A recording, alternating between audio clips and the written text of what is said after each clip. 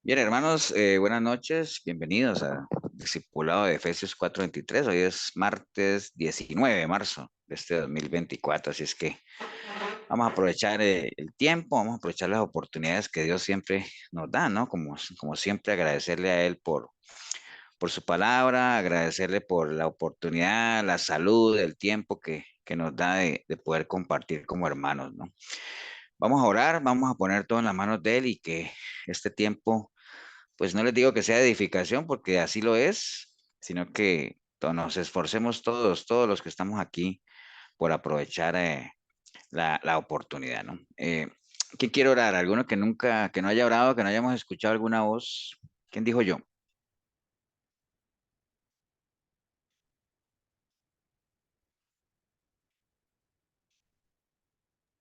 Qué Yo, pastor. Yo, barbaridad. pastor. Ahora, David, usted que le ganó a Cecilia por una nariz. Sí. Ok, está bien. Señor, muchas gracias por esta oportunidad que nos regalas el día de hoy para podernos reunir, Señor Jesús, como hermanos, Señor, que somos. Gracias por esta oportunidad. Anhelamos, Señor, aprovecharla cada uno de nosotros para así aprender más de usted, más de sus consejos y ir fortaleciendo más nuestra relación con usted, Señor. Te damos las gracias, Señor, por este momento, Señor. Ayúdenos a estar dispuestos, nuestra mente concentrada, Señor Jesús, en lo que hoy se vaya a enseñar, Señor, y también que podamos retener, Señor Jesús, para ponerlo en práctica, Señor.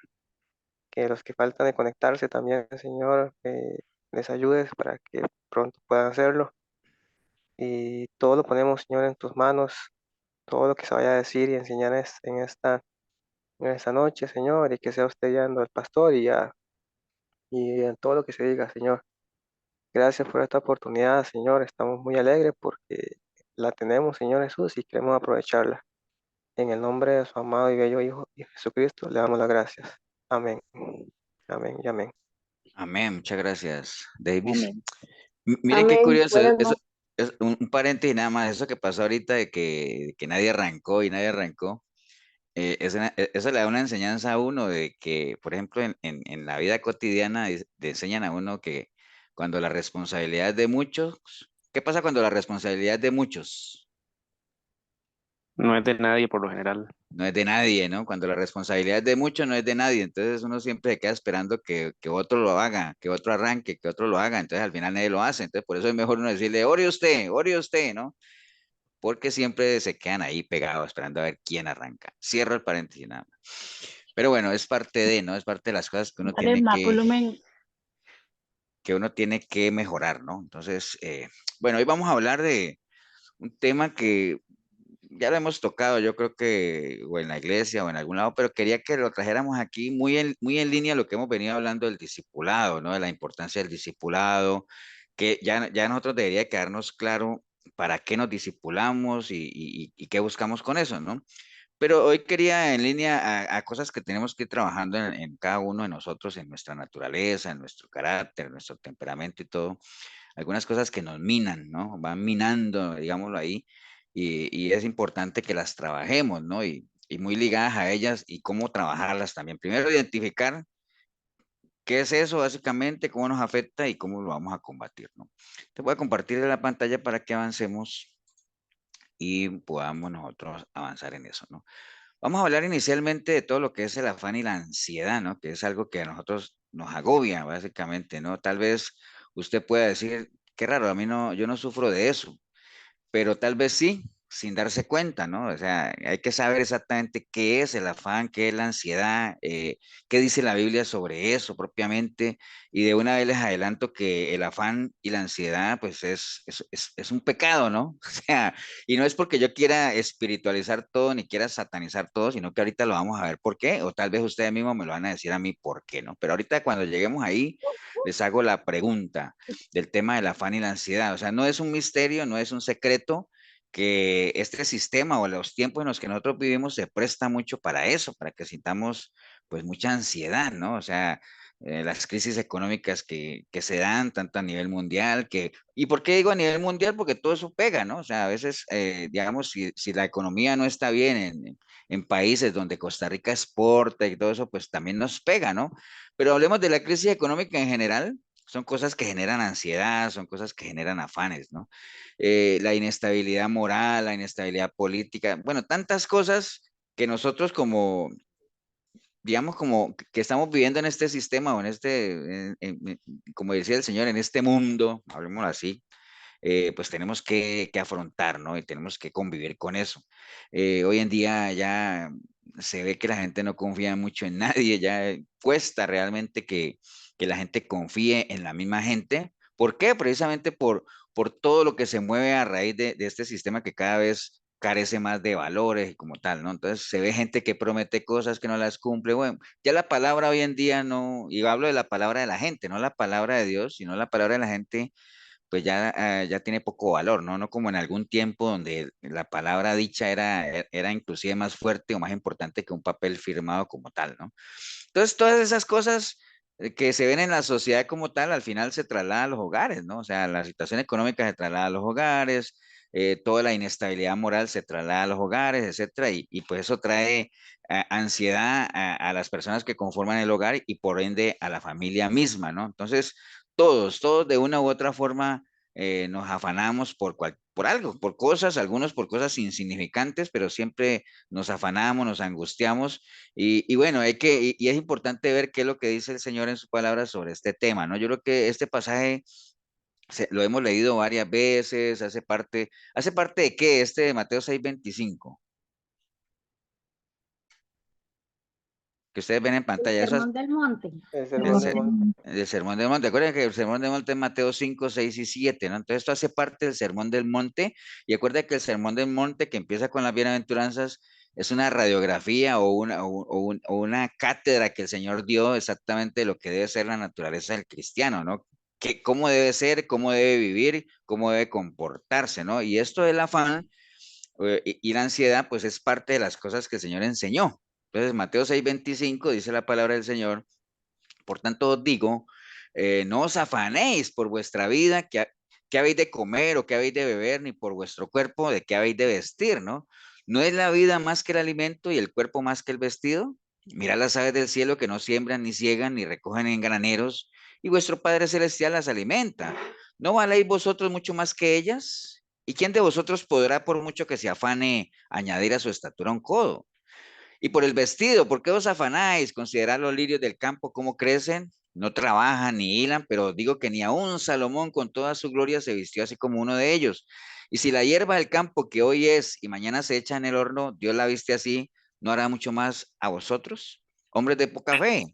No os afanéis pues diciendo qué comeremos o qué beberemos o qué vestiremos, porque los gentiles buscan todas estas cosas, pero vuestro Padre Celestial sabe que tenéis necesidad de todas estas cosas, mas buscar primeramente el reino de Dios y su justicia, y todas estas cosas serán añadidas. Así que no os afanéis por el día de mañana, porque el día de mañana traerá su afán, baste a cada día su propio mal, ¿no? Esta fue, digamos, la enseñanza que dio el Señor ahí en el Sermón del Monte y que hacía referencia a todo esto de el afán como tal, ¿no? Entonces, a uno, por ejemplo, el afán hace parte de las pequeñas zorras, ¿no? ¿Por qué creen ustedes que el afán hace parte de las pequeñas zorras? El afán muestra la falta de fe, Sí, pero ¿por qué? Digamos, es una falta de fe, pero ¿por qué? Acuérdense lo que son las pequeñas zorras, ¿no? O sea, ¿por qué es una pequeña zorra? ¿Por qué creen ustedes que es una pequeña zorra? Porque porque no es tan creemos que fácil, no es tan importante. Exactamente, sí, no es tan fácil porque, identificarlo. porque la gente ni siquiera la tiene, o como decía Cindy, no creemos que sea importante, ¿no? ¿Quién no se afana? Todo el mundo se afana. Entonces no la combatimos, o sea, no la consideramos ni siquiera un pecado como tal, ¿no? Y lo que dice Paula también, pues, que es parte más de la definición, ¿no? Pero sí, es una pequeña zorra por eso, porque si uno preguntara qué es lo que a uno lo aparta de Dios, uno creería que el afán no está ahí. Ahora, el ser afanoso no es que uno sea pecador como tal. Lo que pasa es que el ser afanoso, el afán como tal, si no se controla y si uno no le cae, como es una pequeña zorra, al final se va a comer grandes viñedos y ese gran viñedo puede ser nuestra relación con Dios, ¿no? Entonces, Uno cree que solamente son pecados tipo pornografía, adulterio, adicciones, etcétera, pero si uno reflexiona realmente con detalle y siguiendo la recomendación del Señor, uno se dará cuenta que el afán es algo de lo que hay que tratar, ¿no? O sea, es algo que no hay que dejarnos llevar por él, ¿no? Y por eso él sacó dentro de toda la enseñanza que estaba dando, que es muy completa, no podía quedarse eso por fuera, ¿no? Pero es bueno saber qué es el afán o qué es estar afanado. Si usted busca en el diccionario afán, dice que es un trabajo excesivo, es hacer todo lo posible por conseguir una cosa, entregarse por completo a una actividad, ¿no? Eso es tener afán, digamos, como que obsesionarse a veces por algo, ¿no? Y todo ese asunto es como ¿Ustedes se acuerdan que el Señor le decía a Marta que era afanosa, ¿no? Porque era una obsesiva cuando María básicamente, yo creo que María y Marta vivían, bueno, no creo, ellas vivían en la misma casa y todo ese asunto, pero María al final escogió la mejor parte y no es que ella no creyera que lo que estaba haciendo Marta era necesario e importante, sino que hay que definir prioridades en esta vida que ahorita más adelante lo vamos a retomar, ¿no? Pero eso es el afán, Pastor, sí. una persona que es como muy activista, se le puede decir que es como afanosa, o no sé, por ejemplo, alguien que le gusta andar evangelizando, o que le gusta andar repartiendo comida, y no sé, anda casi como 4 días a la semana así, y como, Es que depende, ¿no? O sea, porque, digamos, hay gente que se llena de actividades y todo eso, que más que ser, que tener ese espíritu de servicio y todo eso, se vuelve en lo que tú acabas de decir ahorita, con mucho activismo, ¿no? Aquí el tema de lo que uno haga como tal, no, lo más importante que lo que uno haga es el por qué uno lo hace, ¿no? Y qué representa para uno hacerlo, ¿no? Tú te puedes llenar de cosas y si tú disfrutas lo que haces y eso no te desgasta, no te carga, todo ese asunto, está bien. Pero en el momento en que uno se cargue de una manera excesiva de cosas y eso se convierte en una carga para uno, uno puede estar cayendo en el afán como tal, ¿no? ¿En el afán de qué? De creer que por esas cosas uno va a conseguir algo que realmente no es así, ¿no? Porque acuérdense que no es por obras, ni mucho menos, no es el que más haga, sino que el que lo haga en línea a lo que cree, ¿no? Y a su relación con el Señor. Entonces, sí hay un hilo delgado ahí, David, entre que uno sea una persona servicial a que uno sea una persona activista, ¿no? Y qué es lo que marca esa diferencia? Es la intencionalidad con la que tú lo haces y realmente qué representa para ti el hacerlo, ¿no? O sea, hay gente que hace de todo, como te digo, pero no lo disfruta. ¿Por qué? Porque se cargan, ¿no? Entonces hay que tener mucho cuidado con eso. Ok, bueno, esa es la definición clásica de afán. Es un trabajo excesivo, por eso se llama excesivo, ¿no? Ahora, bíblicamente, ¿qué es, no? O sea, la palabra afán en el Nuevo Testamento viene de una palabra griega, ¿no? Recuerden que el griego, cuando hablamos del Nuevo Testamento nos referimos al griego. Es una palabra que dice merimao, que significa mente dividida.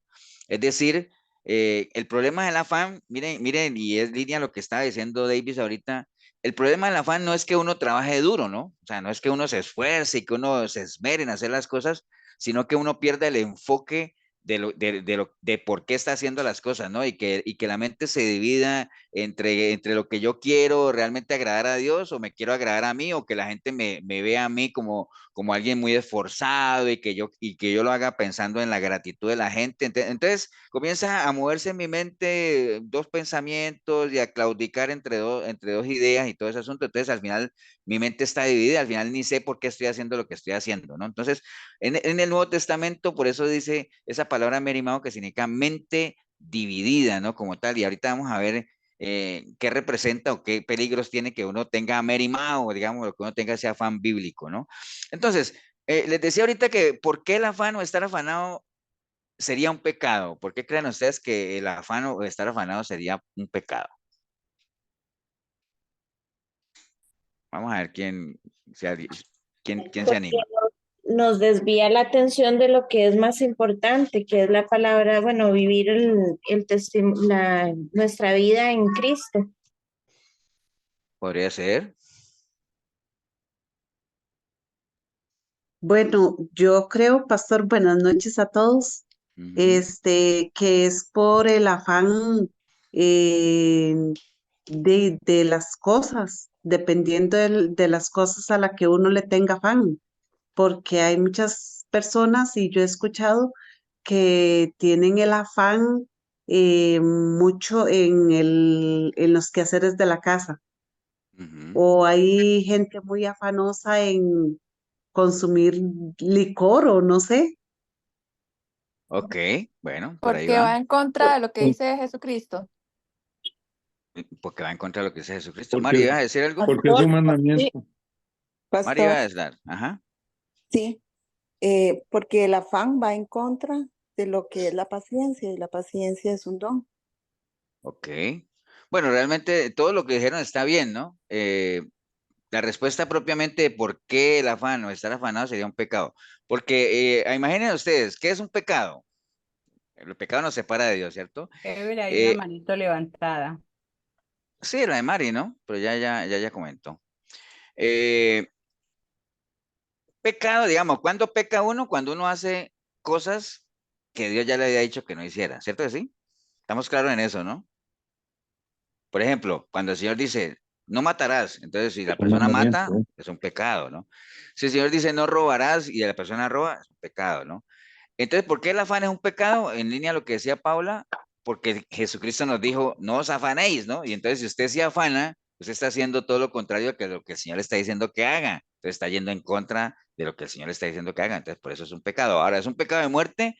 No, o sea, el afán en sí no te separa de Dios, pero pecado es pecado, ¿no? O sea, y como todo pecado, pues uno tiene que arrepentirse. Como le dijo alguna vez el Señor a Jeremías, si tú te arrepintieras y te convirtieras, ¿no? Y no era que Jeremías fuera un pecador, sino que Jeremías se había desanimado. Acuerden que estaba como diciendo, ay, es que yo cada que hablo me meto en problemas y estaba como desanimado. Entonces el Señor le dijo, hey, si tú te arrepintieras, ¿de qué? De esas actitudes. No es que estés pecando de muerte, pero estás haciendo cosas que a mí no me agradan, ¿no? Entonces, si te arrepintieras y te convirtieras, entonces yo te restauraría. Es decir, volvería otra vez a darte lo que has perdido. Entonces, ¿por qué el afán es un pecado?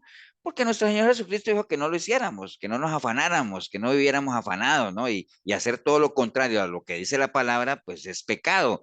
En este caso no es un pecado de muerte como tal, pero sí contrista al espíritu porque estaríamos haciendo algo que el Señor no nos recomienda, ¿no? Entonces, vamos a tomar, digamos, el consejo que nuestro Señor nos da ahí, en todo eso que leímos ahora, pero propiamente en el versículo 25, cuando Él dice, no os afanéis por vuestra vida, porque qué habéis de comer, qué habéis de beber, ni por vuestro cuerpo, ni qué habéis de vestir. Entonces, básicamente, no nos afanemos, ¿no?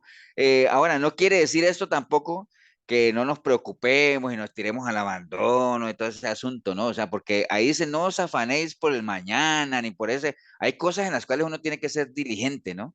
Pero todo en su tiempo como tal. No es, yo no sé si ustedes han oído una canción que, yo no sé de dónde sacamos nosotros esa canción, que dice que no hay que afanarse, que si usted tiene un examen, la Biblia dice que no nos afanemos, que si usted tiene una deuda, que no nos afanemos, que yo no sé si han oído la canción.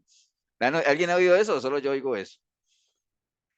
Y que si uno yo no sé qué, que no se afane, que la Biblia dice que no, tampoco estamos en eso, ¿no? La Biblia nos llama a ser diligentes, responsables, pero hay que controlar el afán como tal, porque ya vimos que el afán es un desgaste, un trabajo excesivo, ¿no? Y no se trata de que nos desgastemos como tal, ¿no? Ahora, ¿cuál es el problema del afán y por qué el Señor nos manda a no afanarnos? Bueno, obviamente, acuérdate de lo que hablamos ahorita, de que esa palabra merimao que hablaba de mente dividida, que también quiere decir estar preocupado o distraído, es ser afanoso. Por ejemplo, imaginen que el Señor Jesús llegó, volviendo al ejemplo de Marta y María, el Señor Jesús llegó a la casa de ellos, a compartir con ellos, a hablarles. ¿Ustedes creen que Marta estaba escuchando lo que el Señor está conversando con María?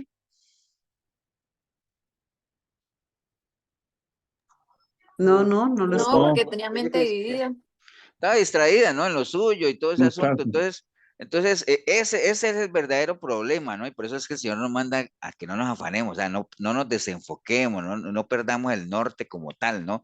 Sino que estemos, o sea, estemos gozosos. O sea, Marta no estaba gozosa para nada, más bien le hizo un reclamo al Señor, mira que hay tantas cosas que hacer y ella ahí, digo, bueno, no, déjala ahí, ¿me entiendes? Entonces, lo que anhela realmente el Señor en nuestra vida es que nosotros nos gocemos, estemos, obviamente nos gocemos bíblicamente como tal, ¿no? Que no estemos preocupados y que el trabajo no sea, que el trabajo sea para nosotros una bendición. Acuérdate que las bendiciones de Dios no añaden tristezas, ¿no? Entonces, que lo que hagamos, lo que hablaba David ahorita, que lo que uno haga sea con alegría realmente, pero en el momento en que ya uno no se disfrute lo que está haciendo y está cayendo uno en los terrenos del afán, más bien, entendiendo que es un trabajo excesivo, ¿para qué? Para desgastarse propiamente, porque no hay nada de eso, ¿no? Eclesiastés 2:24 decía Salomón, no hay cosa mejor para el hombre, sino que coma y beba y que su alma se alegre en su trabajo. ¿Me entiende? También he visto en esto que esto es de la mano de Dios, ¿no? Decía Salomón sabiamente, ¿no? Entonces, digamos, el enemigo, y acuérdense que cuando yo digo el enemigo, no me refiero a, sí, ahí cae Satanás y todo, pero me refiero a Satanás, a los demonios, me refiero a este sistema en el que vivimos anticristiano y me refiero a a vieja naturaleza, al viejo hombre, ¿no? El enemigo, que es todo eso, sabe perfectamente que cuando un cristiano se afana y su mente está dividida y está distraído, comienza a hacerse visible en muchas cosas, ¿no? Son personas que ya no se dejan de congregar, no tienen tiempo para orar, no tienen tiempo para leer la Biblia, no tienen tiempo para la familia. ¿Por qué?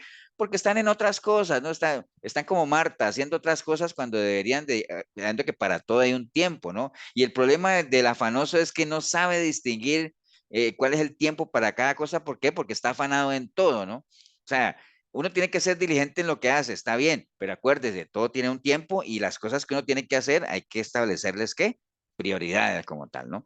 Entonces, hay que tener eso bien presente. ¿Qué necesitamos hacer entonces? Bueno, les decía ahorita que como todo pecado, pues uno tiene que arrepentirse de una actitud afanosa, ¿no? O sea, básicamente es eso, ¿no? Uno tiene que, y cuando digo arrepentimiento, no estoy diciendo de rasgar vestiduras, no. Acuérdate que el arrepentimiento es ese sentimiento que uno siente de que uno ha ofendido a alguien, ¿no? Y viene acompañado no solamente de eso, sino de vergüenza y también viene acompañado de una actitud de cambio como tal, ¿no? Entonces, cuando uno sabe que ha sido afanoso y que por el afán ha descuidado cosas que son verdaderamente importantes, hay que arrepentirse. ¿Y qué quiere decir eso? Que le duela a uno realmente haber actuado de esa manera y que eso venga, digamos, pedir perdón, obviamente si es que lo tiene que pedir, obviamente si hay arrepentimiento tiene que ir acompañado de perdón y que venga acompañado de un agente de cambio como tal, si no, realmente no habría un verdadero cambio en nuestras vidas y seguiríamos siendo de por vida, ¿qué? Afanosos, ¿no? Y ahora, ¿cómo hacer ese cambio en nuestra vida, que es importante? Bueno, obviamente podemos utilizar estos cuatro pilares que están aquí, que es la confianza, la distancia, las prioridades y la ciudadanía. Son cuatro cosas que se mencionan en la Biblia que nos podrían ayudar a combatir esta pequeña zorra, digamos, lo que si no, que si nos descuidamos, se nos crece, se nos crece y se nos crece y se nos vuelve todo un monstruo, ¿no? Entonces empezamos con lo primero, tener confianza, ¿no? Ahí en Mateo 6:25, lo que leímos ahorita, el Señor decía, por tanto os digo que no os afanéis de qué habéis de comer y beber, ni por vuestro cuerpo, porque no es la vida más que el alimento. Bueno, lo que leímos ahí, y que las aves del cielo ciegan y que vuestro Padre Celestial. Entonces, lo que nos insta es a tener confianza en el Señor, ¿no? O sea, Dios nos ha dado, bueno, nos dio la vida, nos ha dado salud, nos ha dado trabajo, nos ha dado lo que nosotros hemos necesitado. Ahora, cualquiera podría decir, pastor, pero y no tiene, no es importante también lo que uno hace. Sí, sí, lo que uno hace también es importante, pero nunca perdamos ese norte y esa convicción de saber que todo lo que nosotros tenemos básicamente es porque Dios ha sido misericordioso con nosotros, ¿no? O sea, si estamos trabajando, nos ha dado la capacidad de desempeñarnos en algunas labores, nos ha dado el intelecto, nos ha dado la inteligencia, nos ha dado la salud para poder desempeñar ciertas cosas, capacidad de negociar, bueno, tantas cosas que el Señor nos ha dado, ¿no? O sea, alimento, vestido, protección, salud, bueno, tantas cosas. Entonces, tener presente eso de que nunca el Señor, en la medida en que hemos permanecido fieles en Él, nunca nos ha desamparado, ¿no? O sea, cada uno debe tener eso presente, ¿no? Bueno, hay muchas cosas que hemos recibido, básicamente, y eso debería plantar en nosotros ese sentimiento de confianza en el Señor, ¿no? De que de la mano de Él podemos salir adelante en cualquier cosa que nos enfrentemos, ¿no? Entonces, primero la confianza, obviamente es algo que nos ayuda a no estar afanosos para nada, y en lugar de estarnos afanando de qué voy a tener o no, recordar que el Señor actúa a su tiempo, ¿no? Y ahorita que mencionaba usted lo de la paciencia, que más adelante creo que también lo mencionó, la paciencia es un ingrediente bien importante en esto del afán, ¿no? Si uno es una persona paciente, difícilmente se va a afanar, ¿no? Y la paciencia tiene que ver con confianza, tiene que ver con conocimiento, tiene que ver con seguridad, ¿no? Entonces, Él es nuestro creador y Él tiene cuidado de su creación, ¿no? Entonces, como decía el Señor allá, decía, si a los lirios los ha vestido, si a las aves les da de comer, a ellos ¿qué más a nosotros que somos su principal creación, ¿no? Imaginen ustedes eso, ¿no? Entonces, nada más no nos olvidemos de reconocer que Él, como dice el Salmo 100, reconocer que Jehová es Dios y que Él nos hizo y no nosotros a nosotros mismos, ¿no? Pueblo suyo somos y ovejas de su prado. Y acuérdense que en la medida en que nosotros seamos ovejas de su prado, como dice el Salmo 100, el Salmo 23, nos va a hacer, digamos, comer o nos va a pastorear o nos va a dar alimento en pastos verdes y como tal, ¿no?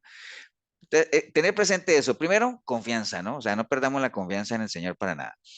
Lo otro es medir la distancia, ¿no? O sea, Juan 15:5 dice, ya no os llamaré siervos, porque el siervo no sabe lo que hace su Señor, pero os he llamado amigos, porque todas las cosas que oye mi Padre os las he dado a conocer, ¿no? Entonces, según la definición que vimos ahora, entre más afanado uno esté, más uno se va alejando de los caminos del Señor. ¿Por qué? Porque en la medida que usted se deje, digamos, como caer prisionero en todo eso del afán, vas a comenzar a tener lo que hablamos ahorita, la mente dividida, distraído, ajá, no defines prioridades, quieres hacer tantas cosas y eso se vuelve una carga para ti, las cosas del Señor van quedando a un lado. Entonces, lo que sí está claro es que entre más afanados estemos, más se va uno alejando de las cosas del Señor, ¿no? Entonces, y les decía ahorita que es normal ver, hay mucha gente que ya dice que no tiene tiempo para congregarse, hay mucha gente que ya no le queda tiempo ni para conectarse un martes en la semana, digámoslo, no le queda tiempo para ya servir en las iglesias, hay gente que sirve y ha dejado de servir y no volvieron a servir. Eh, esto que les digo de servir es importante porque, digamos, los que han servido o han estado en algún ministerio o en algún, ya, no sé si a ustedes les queda eso sembrado de que el que es siervo, ¿no? Y ahora usted irá a pasar, y entonces, ¿por qué la gente deja de servir? Porque realmente nunca, nunca fueron siervos, ¿no? O no sé, porque es que el que es siervo y tiene ese espíritu de servicio, difícilmente deja eso, ¿no? Porque es parte de la naturaleza de uno cuando ya uno entiende y sabe lo que es en el cuerpo del Señor, ¿no? Entonces, pero hay gente que deja de servir ya porque ya no le queda tiempo. ¿Por qué? Porque andan afanados en otras cosas, ya pierden su comunión con el Señor, ya lo de la palabra, bueno, tantas cosas que realmente nosotros sabemos que nos puede pasar o que nos ha pasado en alguna etapa de nuestro caminar cristiano cuando nos hemos dejado invadir por todos estos afanes, ¿no? Y lo que sí está claro es que nos aleja del Señor como tal, y eso, ese alejarse del Señor, pues viene acompañado de otras consecuencias también, ¿no? O sea, cuando uno se afana, porque se aparta del Señor, porque pierde la confianza, porque agarra distancia, no sé si a ustedes les ha pasado, pero todo lo que es la deuda, la parte económica, problemas aquí, problemas de todo, como que si se pusieran de acuerdo para juntos presionar como tal, y hay mucha gente que le cuesta salir de ese sistema o ese esquema en el que se mete, ¿no? Y eso genera cansancio, genera carga, bueno, tantas cosas, ¿no? Por eso es que el Señor dice, bueno, si ustedes están ahí, vengan a mí, los que estén, ¿qué? Cargados, los que estén cansados, ¿no? Es decir, deje el afán a un lado, ponga su confianza en mí, eh, quite la distancia que había, acérquese, vengan a mí, si están cargados y cansados, y yo les haré descansar, ¿no?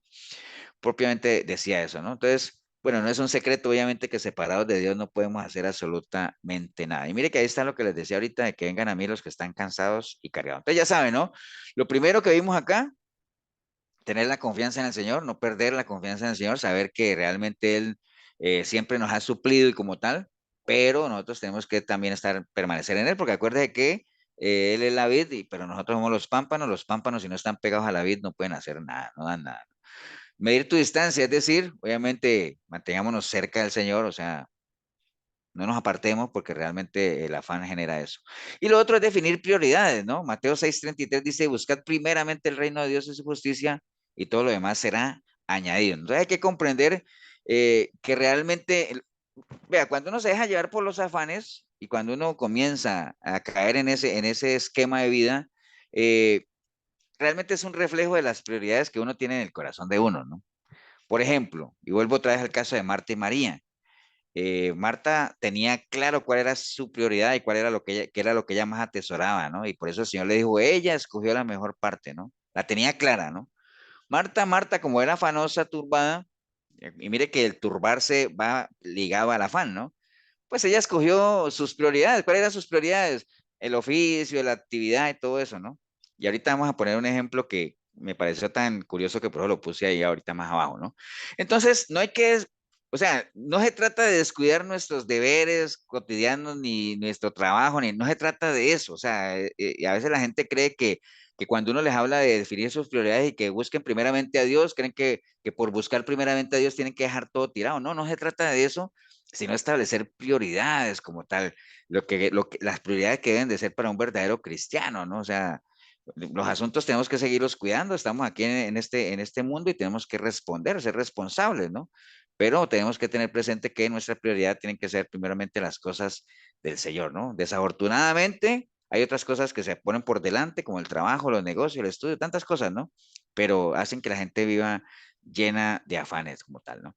Entonces, eso que dice ahí de la unicidad con Dios, era los que les quería mencionar y poner un ejemplo numérico ahí que encontré que me pareció muy interesante, ¿no? Pastor, Sí, antes de entrar ahí, quería hacer una pregunta. que sea Bueno, fácil. ajá, es que cuando dices que el afán es una pequeña zorra, sí, porque la hemos minimizado y se puede comer los grandes viñedos. Entonces el afán va más relacionado a lo espiritual, porque se me viene a la mente que Marta, como dabas el ejemplo de Marta y María, que María también debería haber ayudado, ¿no? A Marta.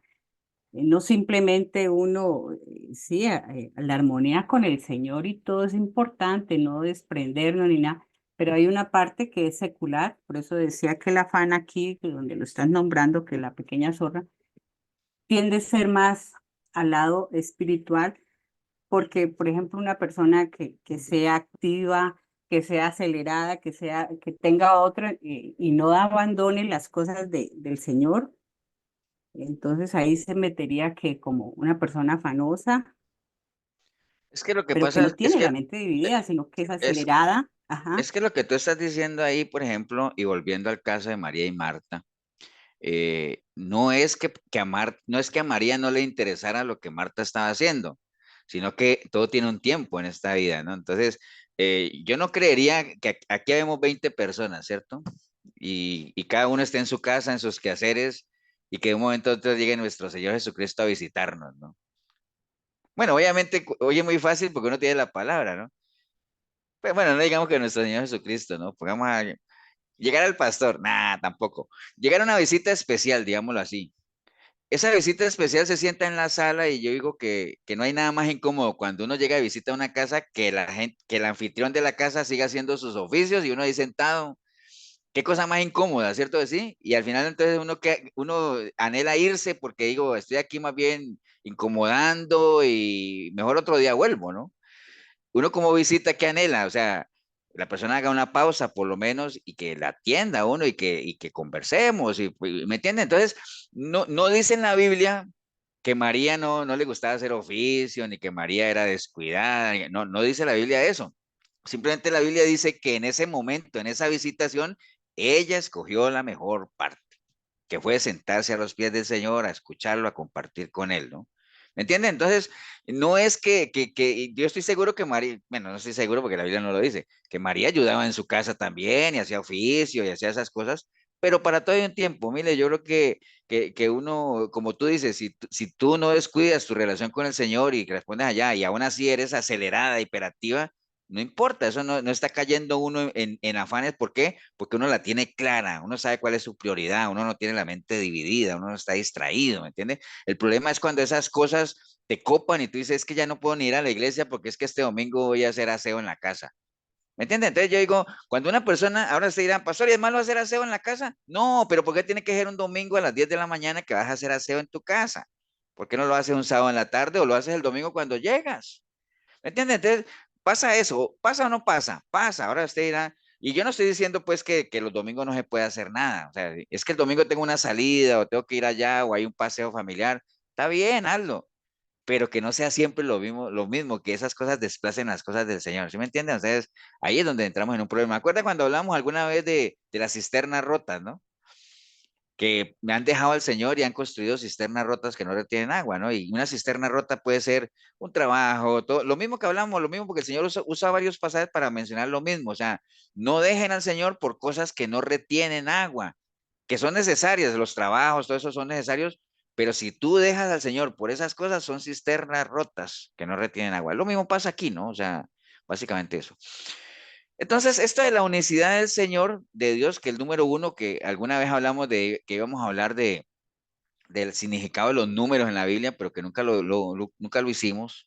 Pero el número uno, por ejemplo, ya que menciono esto aquí, el número uno tiene un significado muy especial dentro del contexto bíblico, ¿no? Todos los números tienen diferentes significados y todo el mundo dice que el 7 es el número de Dios y 7 tiene lo suyo, ¿no?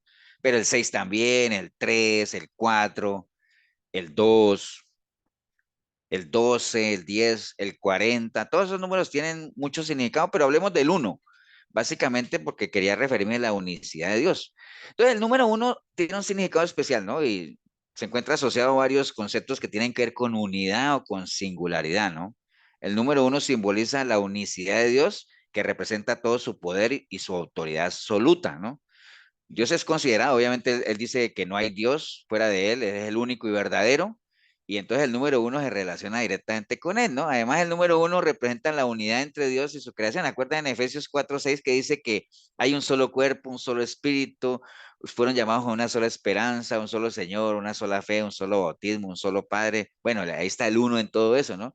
Entonces ahí destaca lo que es la unidad y la singularidad de Dios como creador supremo, ¿no? Entonces, ya sabiendo lo que significa el uno como tal, entonces, acuérdense, cuando nos referimos a uno, ¿nos referimos a qué? A la unicidad de Dios como tal, a todo su poder, a toda su autoridad absoluta, ¿cierto? El uno. Por eso es que el Señor dice en Deuteronomio 6, dice, oye Israel, Jehová nuestro Dios, ¿qué pasa? Uno es, ¿me entienden? Ya todos sabemos qué significa el uno, ¿no? Uno es, básicamente, ¿no? Te va teniéndolo por ahí presente. En Éxodo 20:1-3 dice que el Señor habló a Dios y a todas estas palabras diciendo, digo, habló Dios todas esas palabras diciendo, yo soy Jehová tu Dios, que ya sabemos que uno es, que te saqué de la tierra de Egipto, de casa de servidumbre, dice, no tendrás dioses ajenos, ¿qué cosa? Delante de mí, ¿cierto? Delante de mí. Bueno, tengan presentes esas dos cosas, ¿no? Dios es uno, ¿cierto? Y Él lo que nos pide es que no tengamos dioses ajenos, nada, delante de Él, ¿cierto? Tengamos eso presente. Bueno, entonces yo quería aprovechar eso con algo que vi ahí del sistema binario. Recuerda que el sistema binario es lo que se mueve con unos y ceros y ceros y unos. En esta vida dicen que todo se mueve con ceros y unos y ceros. Todo se mueve con esos. De hecho, el sistema binario es lo único que, es el único lenguaje que las máquinas entienden, ¿no? Pero bueno, no nos vamos a meter a eso. Pero, por ejemplo, yo puse aquí dos números, ¿no?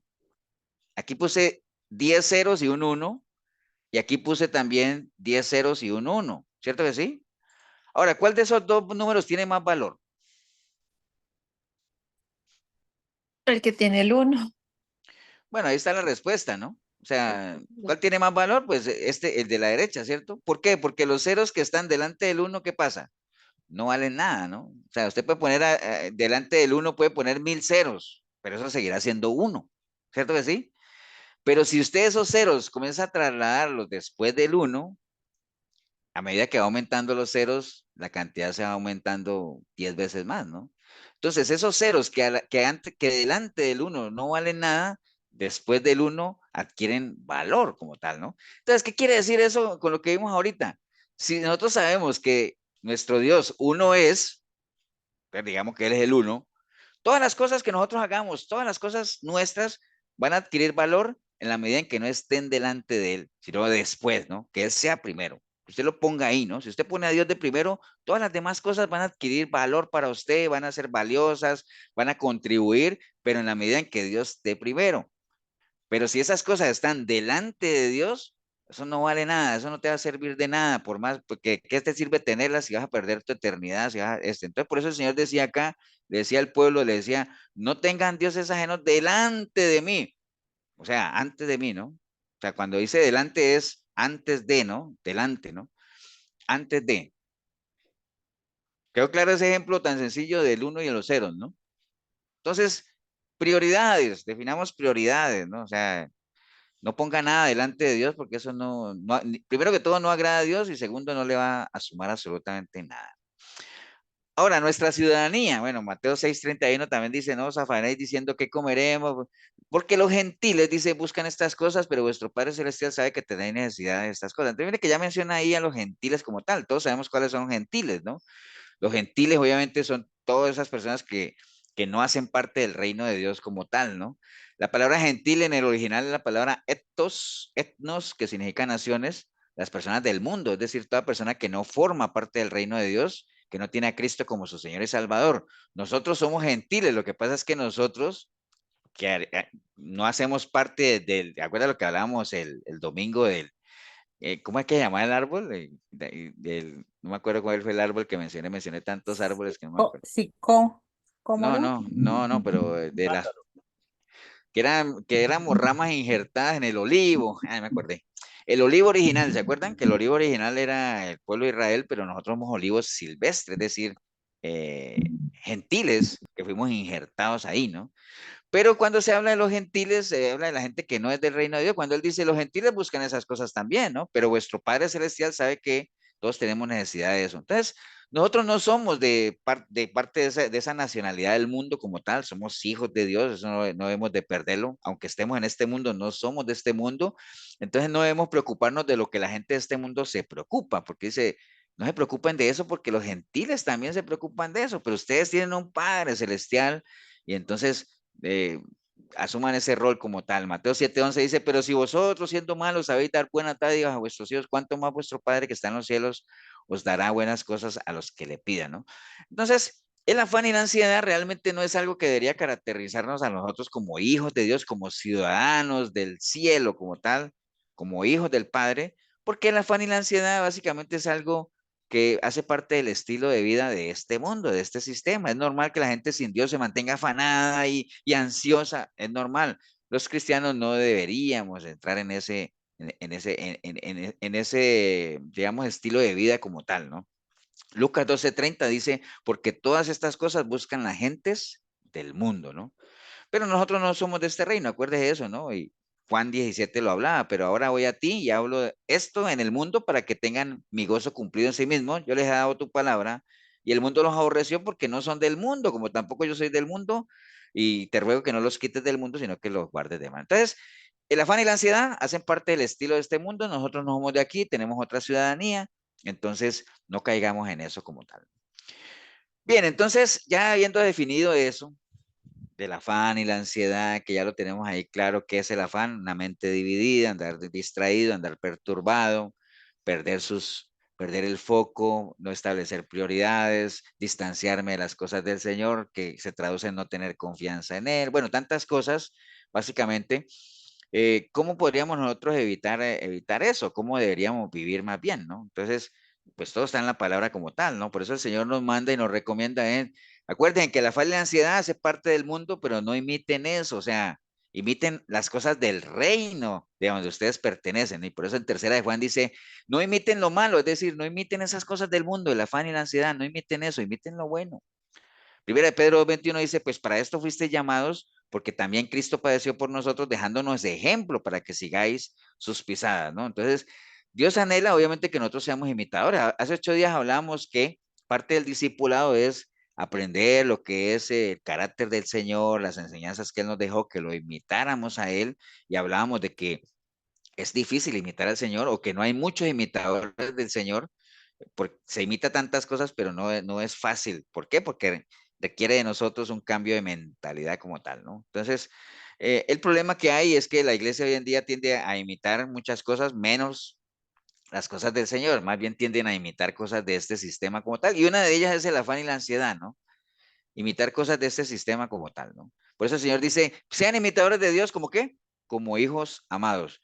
Y nos llama, nos insta a, no, a imitar lo bueno y no imitar lo malo. Ahora, ¿qué cosas malas hay que nosotros no deberíamos imitar? Por ejemplo, no imitar a los perezosos, ¿no? Romanos 12:10 dice, amados los unos a los otros con amor fraternal y en cuanto a la honra, prefiriéndolos los unos a los otros y en lo que requiere diligencia, no perezosos, fervientes en espíritu, sirviendo al Señor. Entonces, no imitar en las iglesias y en todo lado. Siempre habrá gente a la que hay que estarla empujando, hay que estarlos estimulando, hay que animarlos. Bueno, no, la invitación es que no imitemos ese tipo de actitudes, ¿no? O sea, no permitamos que ese tipo de comportamientos nos influencien, ¿no? O sea, seamos siempre solícitos. Acuérdense que una persona solícita es aquella persona en la que no hay que estarle diciendo ni nada de eso, ni empujándola para que se anime, ni no, no. O sea, si la palabra de Dios no es la que nos exhorta, nos anima, nos redarguye, no esperemos que otra persona lo haga, ¿no? Entonces, seamos solícitos en esa parte. Entonces, no imitemos a los perezosos como tal, ¿no? Después, aquí en 2 de Tesalonicenses 3 nos dice que no imitemos a los desordenados. Dice, pero os ordenamos, hermanos. Imaginen que ya Pablo a la iglesia de Tesalónica no le está diciendo, en algunos casos dice, yo os ruego, hermanos, yo les pido, les aconsejo. No, aquí dice, les ordeno. Pero os ordenamos, hermanos, en el nombre de nuestro Señor Jesucristo, que os apartéis de todo hermano que ande desordenadamente y no según la enseñanza que recibisteis de nosotros. Entonces, ahí podría caber y decir, pastor, y entonces si uno no tiende la cama, eso es parte del desorden, ¿no? Ahora, aquí lo que está hablando Pablo a la iglesia de Tesalónica, está hablando obviamente de la gente que vive de una manera desordenada, totalmente en contra de la palabra como tal, ¿no? Ahora, Dios es un Dios de orden y anhela que nosotros como hijos seamos ordenados también, ¿no?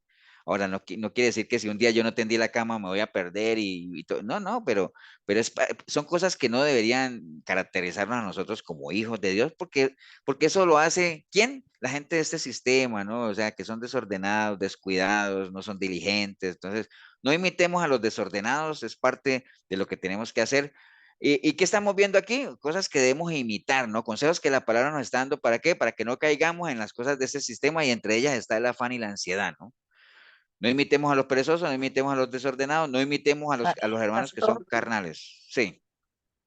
pero cuando dices que no, desordenados en no tender la cama, entonces desordenados que en lo que, en lo financiero, en qué, en lo espiritual o qué. Bueno, es que ahí le está diciendo él, mira, dice, a los que anden, y no según las enseñanzas que recibiste de nosotros, ¿no? O sea, cuando habla, por ejemplo, que tú dices desordenado en lo financiero, ¿qué es lo que enseña la palabra? Dice, bueno, no fíen, que yo no sé qué, que provean para su propio hogar. Entonces, una persona que es desordenada financieramente y casi seguro que eso le va a llevar a que no paga las deudas, que no aquí en su hogar sufre necesidades porque es muy desordenado. Entonces, no está cumpliendo o no está viviendo según las enseñanzas de lo que dice la palabra como tal, ¿no?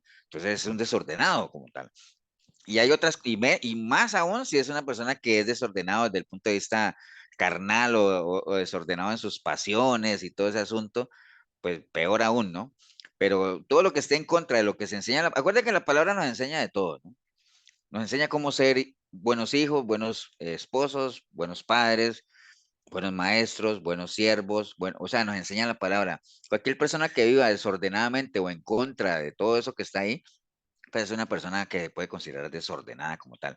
Ahora, como les decía ahorita, que si uno un día no tiende la cama o se le quedó un plato, los platos sucios, ¿cuántas veces uno no se cansa, está cansado y dice, mañana lavo los platos? Pues eso no lo convierte a uno en un desordenado, ¿no? Ahora, si ya es la montaña de plato, una cocina sucia, una casa, bueno, ya eso ya caería aquí en que uno ande no según las enseñanzas que uno ha recibido de parte de la palabra. Ok, bueno, habla de no imitar a hermanos carnales, ¿no? Filipenses 3:18 dice, porque por ahí andan muchos, de los cuales os dije muchas veces, y aún ahora lo digo llorando, que son enemigos de la cruz de Cristo, el fin de los cuales será perdición, cuyo Dios es el vientre y cuya gloria es su vergüenza, que solo piensan en lo terrenal. Entonces, no imitar a gente que vive de manera carnal como tal, ¿no? Porque solo piensan en la carne. Acuérdate que los que piensan en la carne, pues viven en la carne como tal, ¿no? Entonces, y la prioridad de ellos, ¿cuál es? Satisfacer sus deseos y sus metas en su propia carne como tal. Entonces, no imitar ese tipo de comportamientos como tal, ¿no? Después habla la palabra de Pastor, no Ajá.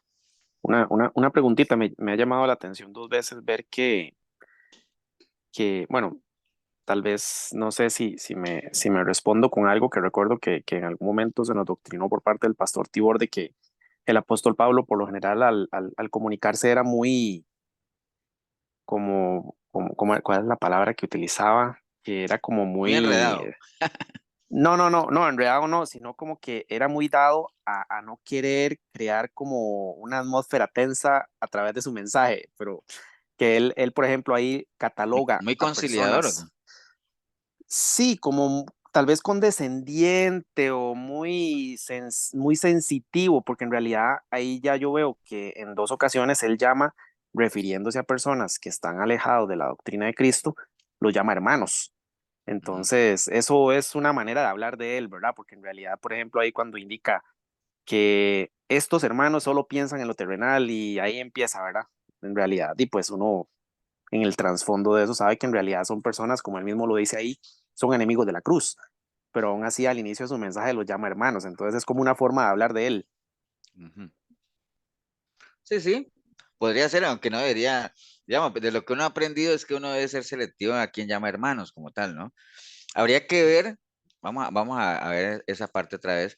Cuando él dice, bueno, dice, porque por ahí andan muchos de los cuales los días, muchos, ya lo digo ya que son enemigos de la escuela, al fin de lo cual Dios es el vientre, y cuya vergüenza de que solo piensa, bueno, ahí no menciona por lo menos la palabra hermanos, pero sí, en Sí, al algún, inicio, bueno, que dice, estos hermanos solo piensan, digamos, a donde dice, no arriba. imitar, sí, no imitar hermanos carnales, de hecho, usted lo puso así, no imitar hermanos carnales, y seguidamente dice, estos hermanos solo piensan en lo terrenal, su vida se centra en satisfacer, o sea, se está refiriendo a personas alejadas de la doctrina de Cristo.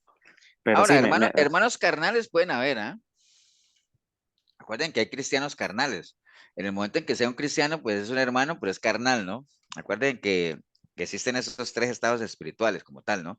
Entonces, cuando él dice no imitar hermanos carnales, o sea, son personas que, porque él mismo lo dijo, ¿no? El mismo Pablo habló de los cristianos carnales cuando hablaban, y es que vosotros sois carnales, ¿no? Porque no han renovado la mente, y todos sabemos que el cristiano carnal es el que no ha renovado la mente. Entonces, como no ha renovado su mente, todavía sigue pensando que en sus deseos, en sus propios anhelos de su propia naturaleza como tal, ¿no?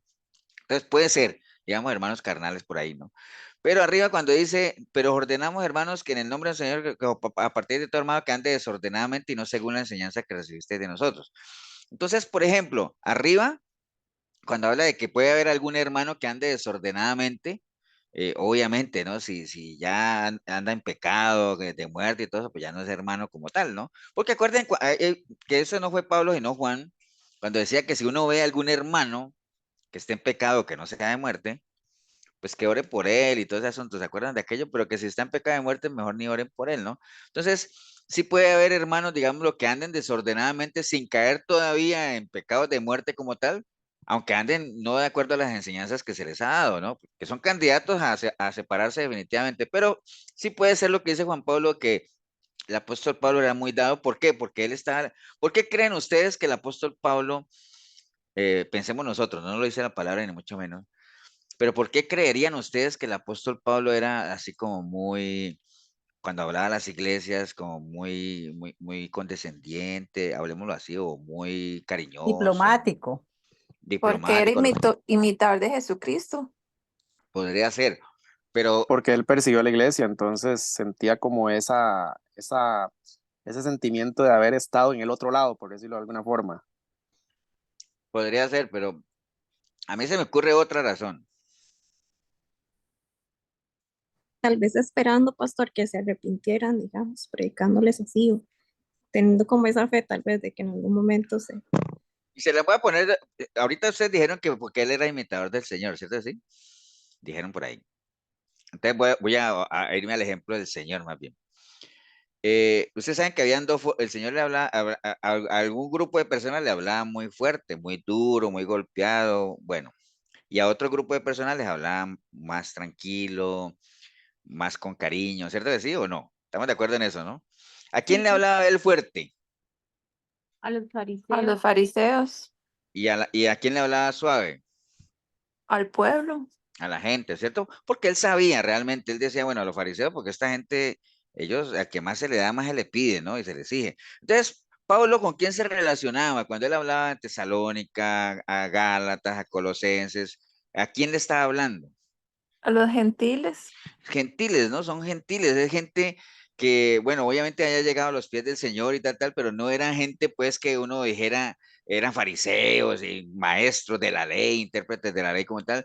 Era gente que él entendía y sabían, y recuerden que a Pablo le tocó eso, y a que la mayoría de los apóstoles, pero más a Pablo, que fue el que más iglesias fundó, de que él levantaba una iglesia y la dejaba ahí, se iba a levantar otra, y después cuando recibía noticias de esa iglesia, como le pasó con la iglesia de Gálatas, que decía, Gálatas insensatos, pero ¿qué les pasó a ustedes? Si ese no fue el Cristo que yo les presenté, si yo los dejé bien encaminados, pero quién les estorbó? Si ustedes iban corriendo bien y empezaron en el espíritu y terminaron en la carne, ¿me entiendes? Entonces era lo que él tenía que estar lidiando con toda esta gente, judíos que querían venir a judaizar y a moverle, y a cerrucharle el piso como tal, ¿no? Entonces, precisamente ese cariño y esa comprensión de Pablo de saber, y que él decía en algún momento que él, por eso me dice griego, ¿no? Y me dice aquí allá, porque se ponían los zapatos de la gente, de saber que aunque ellos no tuvieran tanto conocimiento como tal, tenían un corazón que querían cambiar y seguir al Señor, pero eran presa de muchos buitres ahí que andaban por ahí tratando de desestabilizar las iglesias que Pablo levantaba. Entonces, posiblemente Juan Pablo, es ese cariño que se transmitía ahí en el lenguaje que usaba Pablo a referirse a la iglesia como tal, ¿no? O sea, Sí, esa cierta consideración, ¿no? de hecho ahí creo que ya también, bueno, sí, ahí es que me llamó la atención ver eso en esos pasajes en específico, pero después ya me acordé que igual él lo pone muy claro en Primera de Corintios 5:11, que dice que más bien os he escrito para que no andéis con ninguno que, llamándose hermano, fuere fornicario o avaro o idólatra o maldiciente o borracho o estafador, con el tal ni aun comáis. Ujú. Entonces, sí, ahí me respondí también. Ah, bueno, está bien. Entonces, bueno, no imitar a los desordenados, ni a los hermanos carnales, ni imitar a los que siempre, esta parte es importante, no imitar a los que buscan dividir, ¿no? Que siempre los hay por ahí. Eh, en Romanos 6:17 dice, mas os ruego, hermanos, que os fijéis en los que causan divisiones y tropiezos en contra de la doctrina que vosotros habéis aprendido y que os apartéis de ellos, que es lo que les decía ahorita, ¿no? No se junten, que no falta esa gente que siempre quieren estar enseñando doctrinas que no son, que, ¿me entiende? O como le decía Tito, al hombre que cause divisiones después de una y otra amonestación, deséchalo, ¿no? Ahora ustedes dirán, pastor, ¿y eso se veía solo en esas iglesias? No, hombre, las iglesias grandes, hasta en la iglesia nuestra, que somos poquitos ahí, no falta uno que otro que siempre uno lo oye hablando de cosas raras que uno no sabe ni dónde las oyen, ¿no? Y les pongo un ejemplo, ¿no? Hay gente que a mí me manda videos, pastor, mire que estoy leyendo el libro de Enoch. Te digo, ah, mira, qué bueno. Digo, pero entonces me imagino que ya leíste el libro de los evangelios, ya leíste los profetas mayores, menores, ya por lo menos te has metido en algo del Apocalipsis, porque si estás en el libro de Enoch, que son libros deuterocanónicos, que son libros fantasiosos, que no tienen respaldo bíblico, me imagino, ¿no? Y entonces hay gente que ni siquiera ha leído los libros de la Biblia y andan por allá metidos en esa cosa. Y lo más tremendo es que ese tipo de lecturas generan en esas personas más impacto que los demás libros como tal. Y comienzan a contar y no, es que estoy leyendo el libro de, no, y usted viera que, ¿me entienden? Entonces comienzan a adoctrinar cosas que no las han aprendido ahí en la iglesia, que son cosas que, y ahora usted me dirá, pastor, ¿y es un pecado leer el libro de no? No, no es, es lo que estamos hablando ahorita, ¿no? No es que sea un pecado, de hecho aquí nosotros hemos estudiado los libros deuterocanónicos, los estudiamos, ¿cierto? Pero no es dejar de un lado lo que uno debería hacer por darle prioridad a cosas que no son tan importantes, ¿no? O sea, una cosa sin dejar de hacer la otra como tal, ¿no? Entonces, hay gente que siempre busca dividir, ¿no? Eso en todo lado hay, entonces, no imitar eso, y lo que dice Pablo, más bien, apártense de ellos como tal, ¿no? Porque dice que esas personas no sirven a Dios, sino a sus propios deseos, como dice Romanos 6:18, porque tales personas no sirven a nuestro Señor Jesucristo, sino a sus propios vientres, y con suaves palabras y lisonjas engañan los corazones de los ingenuos, que no faltan, ¿no? Bueno, no imitar a los desobedientes, bueno, segunda de Tesalonicenses 3:14, si alguno no obedece lo que decimos por medio de esta carta, a ese señálenlo y no os juntéis con él para que se avergüence, ¿no? Entonces, no imitar, hay personas que siempre van en contra de las cosas, ¿no? De lo que se les enseña, se les dice, siempre tratan de ir contra la corriente, entonces son actitudes que uno no debería imitar, ¿no?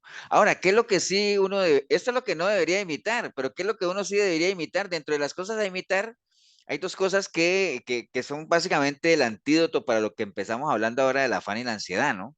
Vamos a ver si lo alcanzamos a evacuar, que es la mansedumbre y la templanza. Acuerda que la mansedumbre y la templanza hacen parte del fruto del Espíritu, ¿no? Gálatas 5:22 habla de amor, gozo, paz, paciencia, benignidad, bondad, fe, mansedumbre, templanza. Contra tales cosas no hay ley, ¿no? Vamos a hablar un poquito de ambos, de la mansedumbre, por ejemplo. Empecemos por ahí.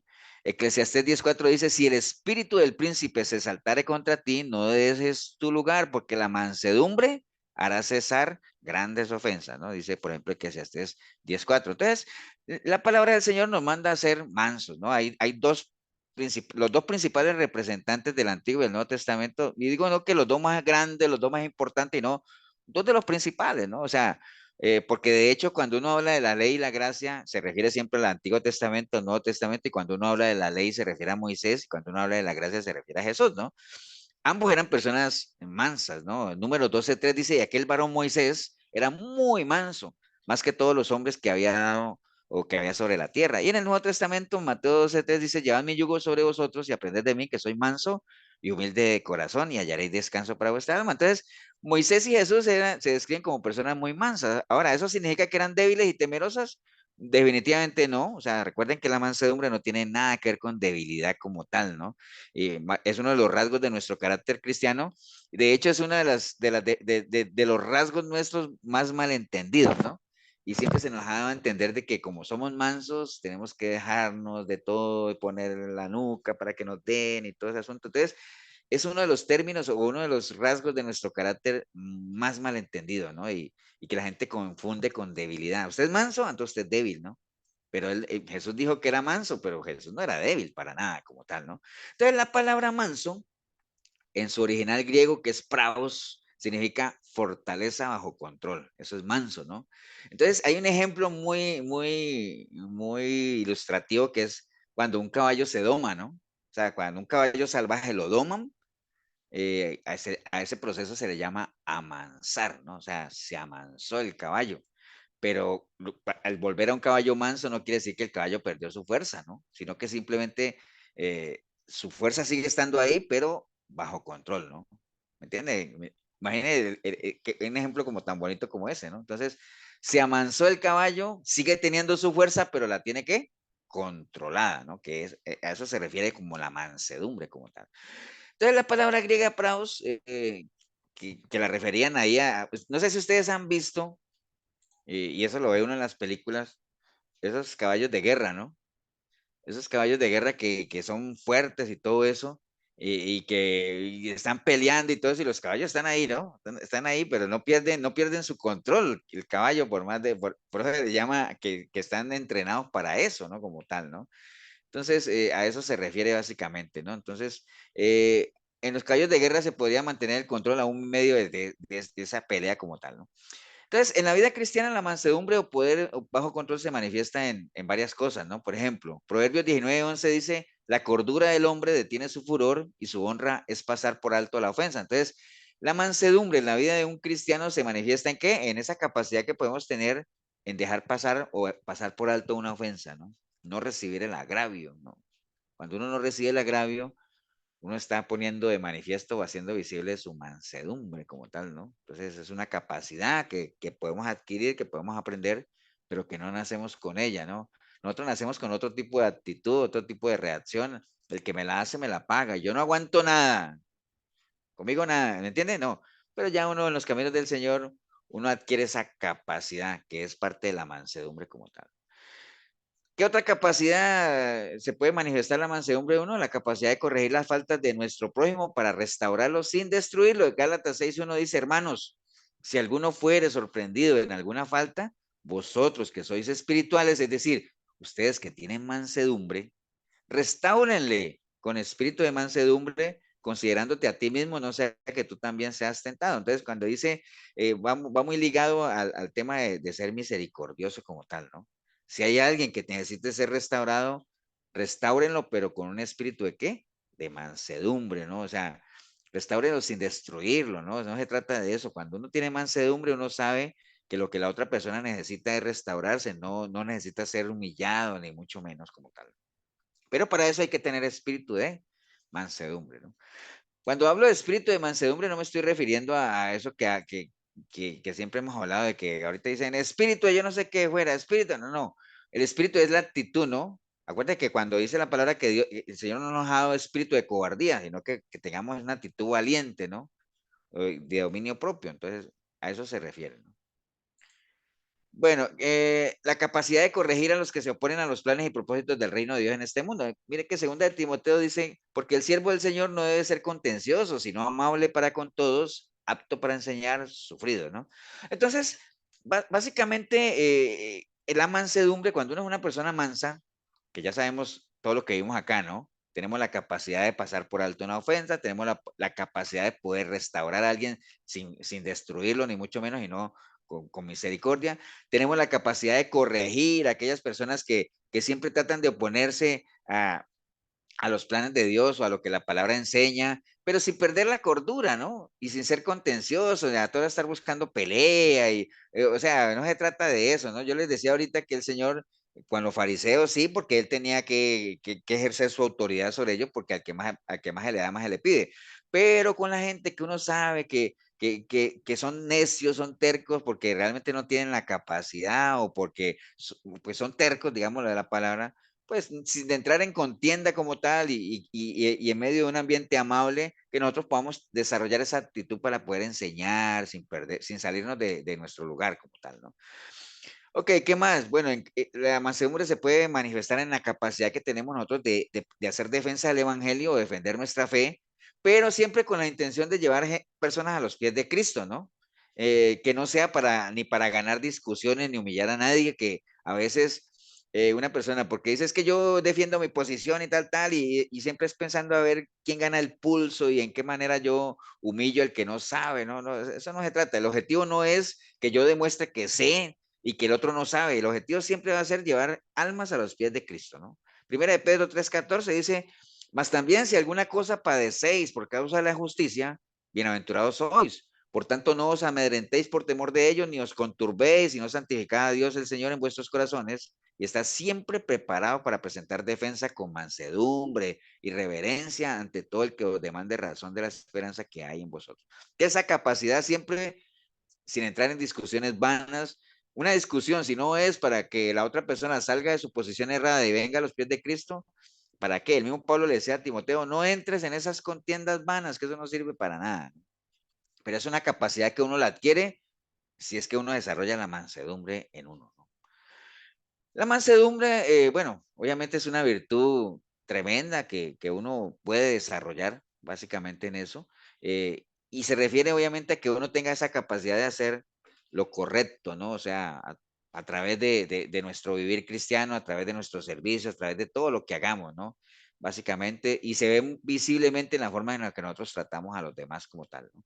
En Mateo 11:29 decía, la mansedumbre se había hecho carne en Jesús. Imagínense, Jesús era mansedumbre en sí. Dice, se había convertido en parte de su ser y lo mismo puede pasar en nosotros si es que nosotros realmente hacemos nuestro lo que el Señor enseñaba en Mateo 11, ¿no? Ahora, ¿cómo se manifiesta también la mansedumbre en nosotros? Bueno, obviamente cuando nosotros, acuerdan que uno debe primero pensar lo que va a hablar, ¿no? Y hacer las cosas conforme a como uno la piensa, ¿no? Entonces, la gente que no tiene mansedumbre es muy dada a primero hablar y después pensar, ¿no? O sea, esas personas carecen totalmente de mansedumbre. Una persona mansa se caracteriza porque es muy selectiva en lo que dice y porque escoge o sea, aquello de que hay un tiempo para todo, lo ejercita de una manera tal, ¿no? O sea, eh, hablar, hacer las cosas antes de pensarlo, son cosas que no tienen nada que ver con la mansedumbre, ¿no? Más bien lo que tenemos que hacer es pensarlas, analizarlas y después hablarlas y actuar conforme a lo que hemos dicho, ¿no? Entonces, es bueno considerar eso porque en esta vida, como les digo, cotidiana, con el acelere que nosotros tenemos, somos muy dados a actuar de una manera impulsiva, ¿no? Entonces, cuando actuamos de una manera impulsiva, la mansedumbre no se ve por ningún lado como tal, ¿no? Entonces, por eso es que Santiago 1:19 dice, por esto, mis amados hermanos, todo hombre sea pronto para oír, tardo para hablar, tardo para airarse, ¿no? Básicamente a eso se refiere, ¿no? Entonces, hay un ejemplo por allá en Juan Pastor, 8. como Sí, ¿qué en pasó? un semáforo, ¿Qué pasó? como ahí en un semáforo esté uno parado y tenga que esperar y esperar. Ah, bueno, sí, sí, hay que pensar muy bien eso, ¿no? Entonces, las personas que hacen y actúan de esa manera que les dije ahorita, de que impulsivamente actúan, no tienen para nada más hombre. Y les decía que hay un ejemplo que el Señor nos dio que está en Juan 8:1. ¿Acuerdan cuando le llevaron a la mujer adúltera? Que fue todo el mundo acelerado y todo eso, y había un ambiente como de tensión y de pelea y hostil, y que le llevaron a la mujer y que para que el Señor dijera qué es lo que tenía que hacer, ¿se acuerdan? El Señor no respondió nada, él se quedó callado, y le preguntaron y él simplemente se agachó, se acuerda que empezó a escribir en la arena y la gente habla y que la ley de Moisés dice que, bueno, una cantidad de cosas que le decían, ¿cierto? Entonces, el Señor, ¿qué hizo ahí? Fue pronto para oír, tardo para hablar, ¿cierto? Y al final, cuando él escuchó todo, analizó, dijo lo que tenía que decir y fue un golpe total lo que dijo, ¿no? Al final, ¿cuál fue la frase que él dijo? ¿Se acuerdan? Que esté libre de pecado, que lance la primera piedra. Sabiduría pura, ¿eh? O sea, fue lo único que necesitó decir, nada más. Y ya todo el mundo comenzó a irse, ¿no? Entonces fue un golpe tremendo, ¿no? ¿Por qué? Pronto para oír, tardo para hablar, ¿no? O sea, ¿qué tal que se hubiera puesto ahí a discutir con toda esa gente que vino ahí con piedras y todo eso? No, no, no. Entonces, es un ejemplo de mansedumbre, ¿no? O sea, escuchen primero, o sea, hay gente que, si usted es malo para escuchar, usted le falta mansedumbre, ¿no? Entonces, la mansedumbre es actuar de manera oportuna, ¿no? Entonces, hay algo ahí que, digamos, que va en contravía a todo esto de la mansedumbre como tal, porque hablamos ahorita del ejemplo del Señor, ¿no? Pronto para oír, tardo para hablar, ¿no? Entonces, dice el Proverbios 15:4 que la lengua apacible es árbol de vida. Entonces, acuérdate que algo apacible es algo que tiene que ver mucho con la mansedumbre, ¿no? O sea, algo apacible, algo sereno como tal, ¿no? Entonces, para hablar, básicamente, la mansedumbre se tiene que hacer explícita, básicamente, en la forma o en la forma que hablamos y en la velocidad con la que hablamos y en la reacción que tenemos al hablar, ¿no? La mansedumbre nos permite estar tranquilos, obviamente, y atentos. O sea, si una persona no desarrolla la mansedumbre, es muy difícil que usted pueda llegar a ser un consejero, ¿no? Porque si algo caracteriza a un consejero es que es pronto para oír. Primero hay que escuchar, hay que escuchar, hay que escuchar. Usted no tiene ni idea. A mí a veces me mandan unos audios de media hora, ¿no? O sea, y bueno, hay que escucharlos, hay que escuchar. A lo mejor la respuesta no es de tanto, la respuesta es de 5 o 10 minutos, pero hay gente que te dice, no sé si a ustedes les ha pasado, pero hay gente que se demora media hora para decirte algo que perfectamente te lo puede decir en 5 minutos. No sé si les ha pasado eso. Pero bueno, hay que tener la paciencia para escuchar y eso es parte de la mansedumbre como tal, ¿no? Entonces, qué gran bendición, como dice ahí, es poder estar callado escuchando lo que la otra persona tiene para decir, ¿no? O sea, y esperar a que termine para uno hablar. Hay gente que no, hay gente que habla, no te deja ni hablar, ¿no? O sea, ¿me entiendes? Entonces, hay que desarrollar la mansedumbre que tiene que ver mucho con lo que hablaban ahora de la paciencia, ¿no? La paciencia y la mansedumbre van de la mano. Con larga paciencia se aplaca al príncipe y la lengua blanda quebranta los huesos, dice Proverbios 25:15. Porque la mansedumbre forma parte de la sabiduría también, ¿no? ¿Quién es sabio y entendido entre vosotros? Dice, muestre por la buena conducta sus obras en sabia mansedumbre, ¿no? Entonces, es sabiduría también. Parte de una persona sabia es que es una persona mansa. Por eso el Señor decía, yo soy manso, porque el Señor era sabio, ¿no? O sea, obviamente, ¿no? Bienaventurados los mansos, porque ellos recibirán la tierra por heredad, dice la palabra ya. Entonces, la mansedumbre está ligada mucho a la paciencia también. Bueno, yendo un poquito más rápido, a ver si podemos terminar el tema, si no, dejamos para después, ¿no? Hebreos 6:12 dice, a fin de que no os hagáis perezosos, sino imitadores de aquellos que por la fe y la paciencia heredan la promesa. Entonces, como la mansedumbre va ligada a la paciencia, y la paciencia es necesaria para que nosotros heredemos la promesa, entonces la mansedumbre, como va ligada a la paciencia, la mansedumbre es necesaria también para que nosotros podamos heredar la promesa. Hebreos 10:36 dice, porque os es necesaria la paciencia para que habiendo hecho la voluntad de Dios, obtengáis la promesa. Entonces, si ven que la paciencia va ligada al obtener las promesas, ¿no? Entonces, la mansedumbre también va ahí. Entonces, eso es la mansedumbre. Yo creo que vamos a ver rápidamente lo que es la templanza, porque es muy parecido. La templanza y la mansedumbre son primos hermanos, casi que son siameses, ¿no? Segunda de Timoteo 1:7 dice, porque no se os ha dado Dios espíritu de cobardía, sino de poder, de amor y de dominio propio, que en otras traducciones habla de templanza, ¿no? La templanza tiene que ver mucho con dominio propio, ¿no? Básicamente la templanza es el dominio propio que tiene una persona por medio del espíritu. ¿Para qué? Para que uno pueda moderarse, dominarse a sí mismo, que tiene que ver mucho con la mansedumbre que vimos ahora, ¿no? Entonces la mansedumbre y la templanza va muy de la mano. Por eso les decía que podemos ir un poquito más rápido con esto de la templanza como tal. Todo cristiano, o sea, todos nosotros, acuérdense, ¿no? Una persona le entrega su vida a Cristo, inmediatamente hay dos naturalezas en la persona y comienza a haber esa pelea entre lo carnal y lo espiritual, que es lo que conocemos como la verdadera guerra espiritual, ¿no? O sea, que era lo que Pablo hablaba en Romanos 7 cuando hablaban de que mi carne no mora el bien porque querer hacer el bien, pero no lo hago porque lo que quiero hacer, bueno, todo un trabalenguas que has hecho ahí, que a la larga se simboliza en qué, en esa lucha interna que nosotros tenemos aquí en la mente entre lo espiritual y lo carnal como tal, ¿no? Entonces la templanza, el dominio propio, básicamente nos da esa capacidad de controlar ese conflicto que tenemos ahí y tomar las decisiones correctas, obviamente en línea a lo que el Señor le agrada, ¿no? Ese es dominio propio y por eso hablaba acá de que es la capacidad que nosotros tenemos de controlar nuestras propias pasiones y nuestros deseos como tal, ¿no? La templanza del dominio propio, ¿cómo se manifiesta en la vida del cristiano? Bueno, en lo que pensamos, obviamente, 2 Corintios 10:5 dice, derribando argumentos y toda altivez que se levanta contra el conocimiento de Dios y llevando cautivo todo pensamiento a la obediencia de Cristo. Entonces, nosotros ejercemos nuestra templanza, nuestro dominio propio ¿en qué? En lo que pensemos, ¿no? Si bien en nuestra mente hay información natural, pero y que en algún momento tenemos que pensar en eso porque está ahí, se nos viene, pero la palabra no dice que no, que no van a venir, sino que lo llevemos, ¿qué cosa? Cautivo a los pies del Señor, ¿no? Y porque esos pensamientos van a querer levantarse. Entonces, en lo que pensamos podemos ejercer nuestro dominio propio, nuestra templanza. ¿En qué más? En lo que vemos. Job 31:1 dice, hice pacto con mis ojos, ¿cómo pues sabía yo de mirar a una virgen, ¿no? A una mujer. Entonces, hice pacto con mis ojos, es decir, ¿dónde desarrolla uno la templanza, el dominio propio? En lo que ve también, ¿no? Cuidado tus ojitos lo que ven, ¿no?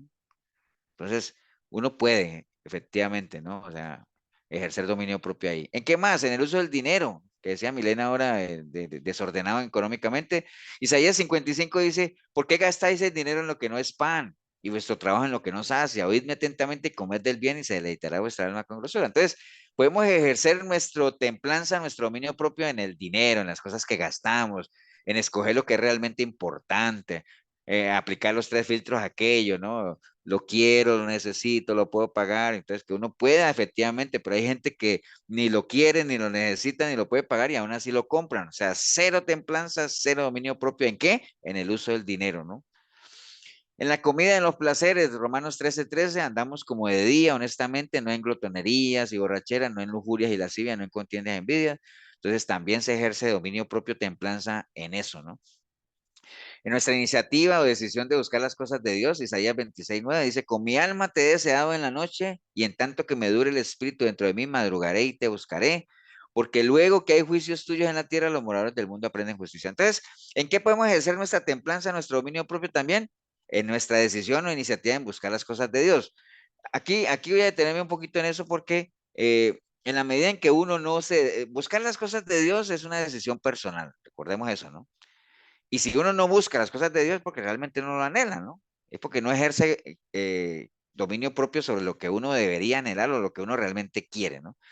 Porque ahora uno no le va a pedir a la gente del mundo que busquen las cosas de Dios porque ni siquiera no tienen la capacidad y todo se discierne, ¿no? Pero ¿por qué una persona que ya le ha entregado su vida a Cristo y hizo la oración de fe en algún momento y se congregan, ¿por qué no buscan las cosas de Dios? Es falta de templanza, falta de dominio propio como tal, ¿no? No hay control, digamos, en sus prioridades y volvemos a lo mismo del principio de los afanes y la ansiedad como tal, ¿no? Ok, la templanza, el autocontrol, el dominio propio, pero ¿qué es y para qué sirve? Bueno, la Biblia nos habla en Proverbios 25:28 que dice que como ciudad derribada de sin muro es el hombre cuyo espíritu no tiene rienda, ¿no? Entonces, mire la analogía que hacen. Un hombre cuyo espíritu no tiene rienda, es decir, no tiene dominio propio, dice que es igual que una ciudad derribada y sin muro, ¿no? O sea, las analogías que usa. ¿Por qué usa, por qué el Señor usa esta analogía? ¿Por qué creen ustedes?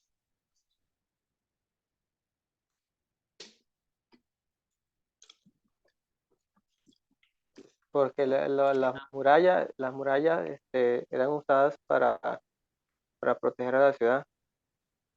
Ujú. ¿Y cómo se llama? Sí, ah, Bueno, le y el dominio quité. propio. Bueno, lo que dice David es parte de la respuesta, ¿no? O sea, el Señor dice, una persona que no controla sus pensamientos es como una ciudad sin muralla y derribada, ¿no? Entonces, ¿por qué utiliza esa analogía? O sea, ¿por qué creen que la usa? Porque son cosas que ellos conocen. Sí, es porque todo el mundo, por lo que sea David, porque la mayoría de ciudades tenían su muro, ¿cierto? Que era la forma de protegerse, ¿no? Entonces la gente sabía que en el momento en que una ciudad perdía su muro, era destrucción fija. Asimismo, una persona que no controla sus pensamientos es candidato a ser destruido, ¿me entiendes? Entonces, ese es el tipo de analogías que el Señor usa, un lenguaje de lo que la gente conoce, ¿para qué? Para darles una enseñanza espiritual, ¿no? O sea, básicamente. Entonces, bueno, obviamente les decía que en la antigüedad, eso ya ustedes lo saben, las ciudades estaban rodeadas de murallas, que eso era clave para la gente que estaba dentro de ellas se sintiera segura como tal.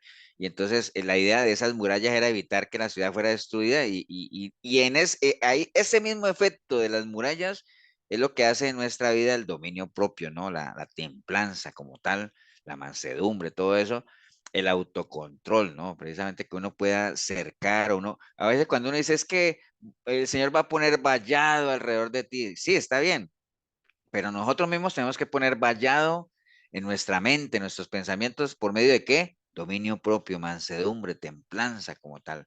Porque la Biblia nos advierte el peligro que corremos si realmente nos dejamos llevar por nuestros impulsos, ¿no? Y por nuestros desórdenes como tal, ¿no? Ahora, ¿cómo se construye el dominio propio? Bueno, obviamente, acuerde, ¿no? El dominio propio es esa capacidad que tenemos de elegir bien, de escoger bien, de hablar como debe ser, de proteger nuestros pensamientos como tal, pero no es una habilidad con la que nosotros nacemos. Nosotros no nacemos con dominio propio, ni con templanza, ni con mansedumbre. Nosotros no nacemos con eso, sino que es algo que nosotros adquirimos. Ahora, otra pregunta que tengo para ustedes es, nosotros no nacemos con eso, estamos claros, ¿no? Nosotros comenzamos a adquirirlo cuando le entregamos nuestra vida al Señor. ¿Amén o no? ¿Por qué? ¿Por qué empezamos a adquirirlo desde el momento en que le entregamos nuestra vida al Señor? Porque son frutos. ¿Son frutos? Puede ser. Porque el Espíritu Santo nos guía. El Espíritu Santo nos guía. ¿Qué más? Porque tenemos a Jesús y sus enseñanzas como referencia. Por ahí va también. Porque Vamos a fuimos, conocer su palabra, perdón, porque renovamos nuestra mente. Renovamos nuestra mente. Todo eso está bien. Les voy a poner una pista. ¿Quién es manso? Los que Jesús y seguimos a Moisés. Cristo. Jesús es manso, ¿cierto que sí? Entonces, en el momento que uno le entrega su vida a Cristo, ¿qué dice la Biblia? Recibimos al Espíritu Santo. Decimos al Espíritu Santo, pero también la palabra dice que en el momento en que usted le entrega su vida a Cristo, dice que Él lo hace a usted, ¿qué cosa? Copartícipe Copartícipe de qué. de su naturaleza. Y entre esa naturaleza está el ser qué. Manso. Manso.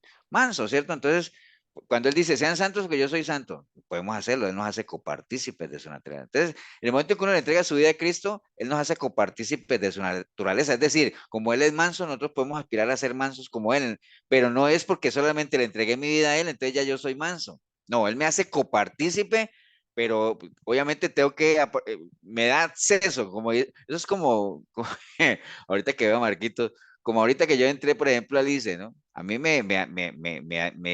cuando uno pide acceso a la red y dice, ya le dimos acceso, está bien, pero ¿de qué me sirve a mí tener acceso si no entro al sistema? O sea, ¿me entiendes? Si no entro, no voy a tener la información que necesito. Entonces el Señor dice, o sea, te entrega mi vida a mí, yo te hago copartícipe de mi naturaleza. Pero bueno, pero pues por lo menos busca ver cuál es mi naturaleza. Come el que bebe de mi carne y bebe de mi sangre, dice el Señor, pues obviamente tendrá lo que yo le puedo dar, ¿me entiende? Pero sí nos hace copartícipe. Entonces, podemos ser mansos como Él, ¿por qué? Pues obviamente porque Él nos hace copartícipe. Pero eso no lo adquirimos cuando nacemos, sino a medida que nosotros vamos caminando con Él, como decía Pablo ahorita, porque es un fruto del Espíritu, es ese caminar con Él, ¿no? Pero ya Él nos dio acceso como tal, ¿no? Entonces, obviamente hay muchas personas que le entregan su vida al Señor, pero nunca llegan a ser mansas como Él. ¿Por qué? Porque no aprovechan ese acceso que Él les da y al final terminan más bien por dar pasos hacia atrás, ¿no? Entonces, todo esto es un proceso como tal, cultivar el dominio propio. Recuerden que el dominio propio es algo que se cultiva, es algo que se moldea también, porque hace parte del carácter, del temperamento como tal, pero hay que hacerlo, ¿no? Y eso viene siempre de adentro hacia afuera, ¿no? Obviamente, aunque el dominio propio requiere acción, no se trata solamente de lo que uno haga o deje de hacer, sino que obviamente es algo aquí, ¿no? O sea, cuando Milena hablaba ahora de que si el afán y la ansiedad era algo espiritual, sí, porque todo empieza aquí en la mente. Acuérdate que todo lo que uno haga, cualquier cosa que uno haga siempre empieza aquí, ¿no? O sea, aquí uno lo maquina, aquí uno lo piensa, aquí uno lo cranea, como dicen allí, o uno lo diseña, todo, absolutamente todo. Lo que vamos a hacer mañana ya nosotros lo tenemos aquí en la mente, lo tenemos diseñado, entonces definitivamente hay que involucrar nuestra mente en todo eso, ¿no?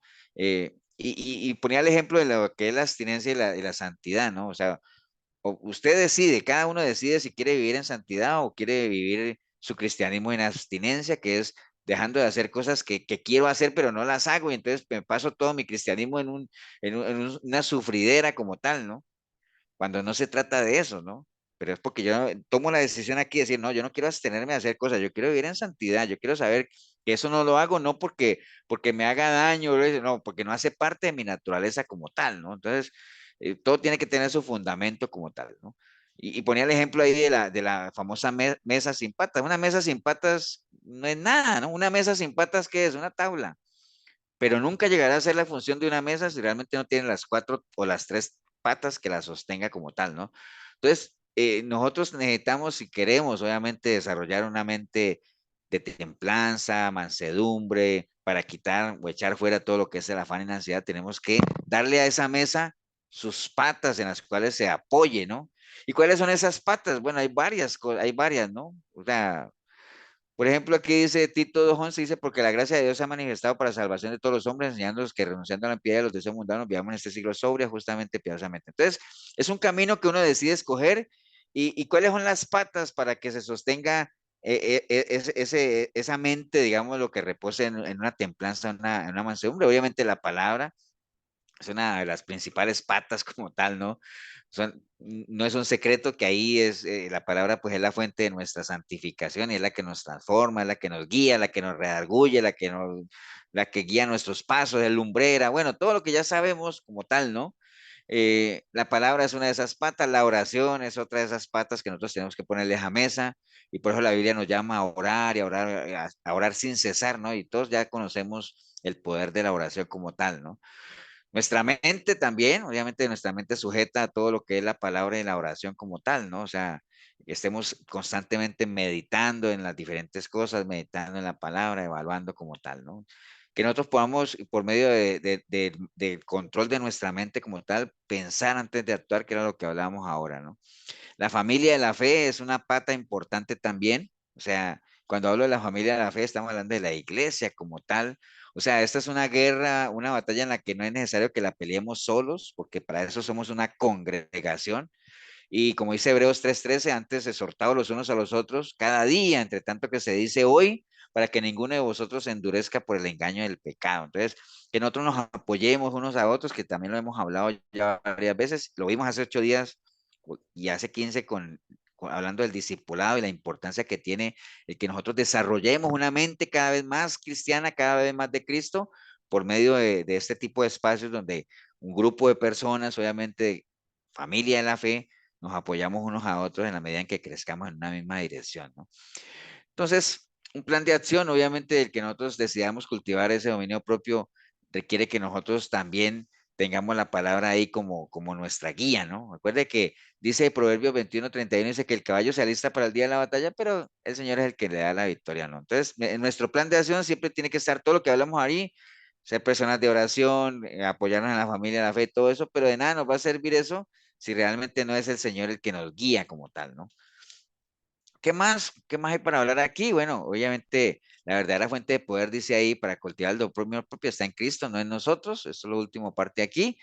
Sabemos mucha parte del trabajo lo tenemos que hacer nosotros, o sea, es una decisión personal como tal, pero no va a ser con nuestras propias fuerzas, no va a ser con nuestra propia mente, con nuestros propios pensamientos, no lo vamos a poder hacer por más que querramos como tal, porque la clave de todo eso está en qué, en el Señor, ¿no? O sea, Él es el que empieza en nosotros la obra, Él es el que la va a perfeccionar. Obviamente nosotros tenemos que hacer nuestra parte como tal. Al final va a ser una decisión nuestra, pero recuerde lo que dice también la palabra, uno es el que siembra, otro riega, pero al final el crecimiento, el que lo da es el Señor como tal, ¿no? O sea, Jesús es la fuente y la imagen perfecta del dominio propio, eso lo tenemos claro.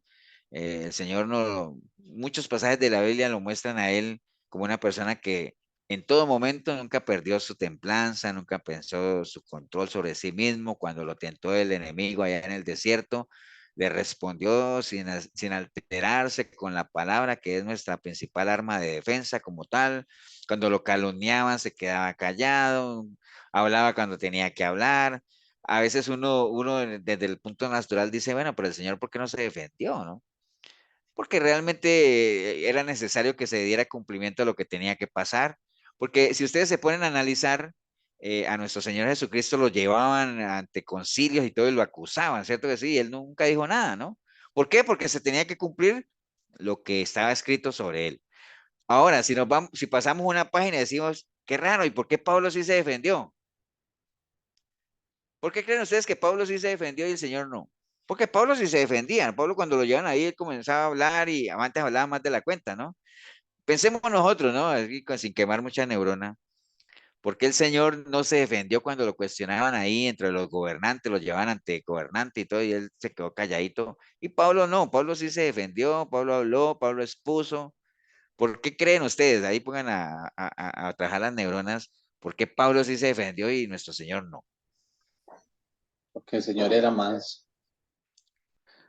Bueno, los dos eran mansos. Porque Jesucristo tenía ya llegaba el momento en el que tenía que hacer cumplimiento de lo que Dios le había mandado. Pero Pablo también se defendía porque él sabía que tenía que llegar a Roma, creo yo. Por ahí anda, ¿no? Todo tiene que ver con el propósito que cada uno tenía, ¿no? O sea, el propósito del Señor no era defenderse para evitar que lo crucificaran, porque él ya sabía que eso iba a pasar, ¿no? Se tenía que dar cumplimiento, como decía, a lo que ya estaba establecido para el Señor. En el caso de Pablo, pues Pablo sí se defendió. ¿Por qué? Porque el propósito de él, ¿qué era? Más bien a él, mejor que me trajeron aquí ante estos gobernantes, ¿para qué? Para predicarles, para contarles mi testimonio, para decirles qué es lo que Cristo ha hecho en mi vida, y tal, y se defendía acá y lo llevaban allá, y entonces, y si lo llevaban ante Félix y Drusila les hablaba, y si lo llevaban ante Agripa les hablaba, y ¿por qué? Porque ese era su propósito, esa era su tarea, ¿no? La del Señor no, la del Señor, por eso cuando el Señor llegó a la cruz dijo, consumado es, ya, ya hice lo que tenía que hacer, ¿me entiende? Entonces, no le interesaba al Señor y dice, me voy a defender aquí a ver si me dejan libre y a ver, ¿me entiende? No, porque ya estaba escrito, ¿no? Entonces, tiene que ver mucho con el propósito de vida que cada uno tiene como tal, ¿no?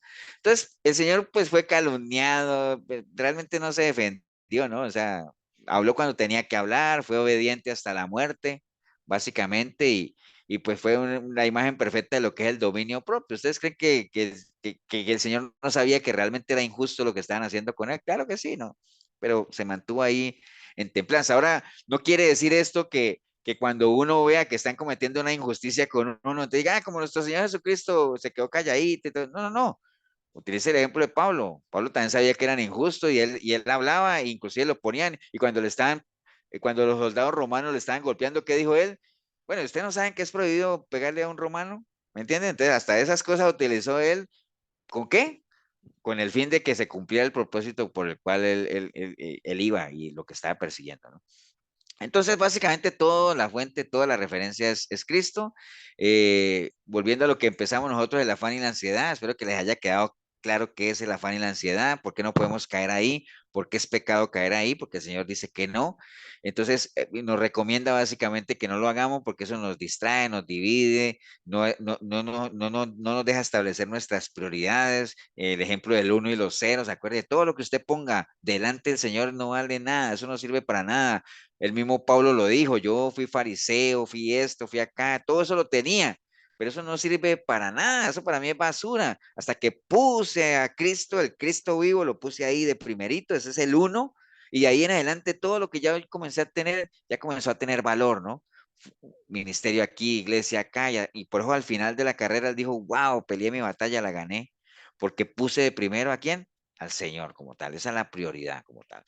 Y entonces nos aconseja que no imitemos cosas que nos pueden llevar al afán y la ansiedad, como los perezosos, todo eso que hablamos, ¿no? Sino que más bien imitemos algunas de las características que el Señor nos ha hecho copartícipe, como es el dominio propio, la templanza, la mansedumbre, que no es que nos haga débiles, sino que nos hace tener el control de nuestras ansiedades, de nuestro temperamento y de la forma en que el Señor actúa. Por ahí anda el asunto.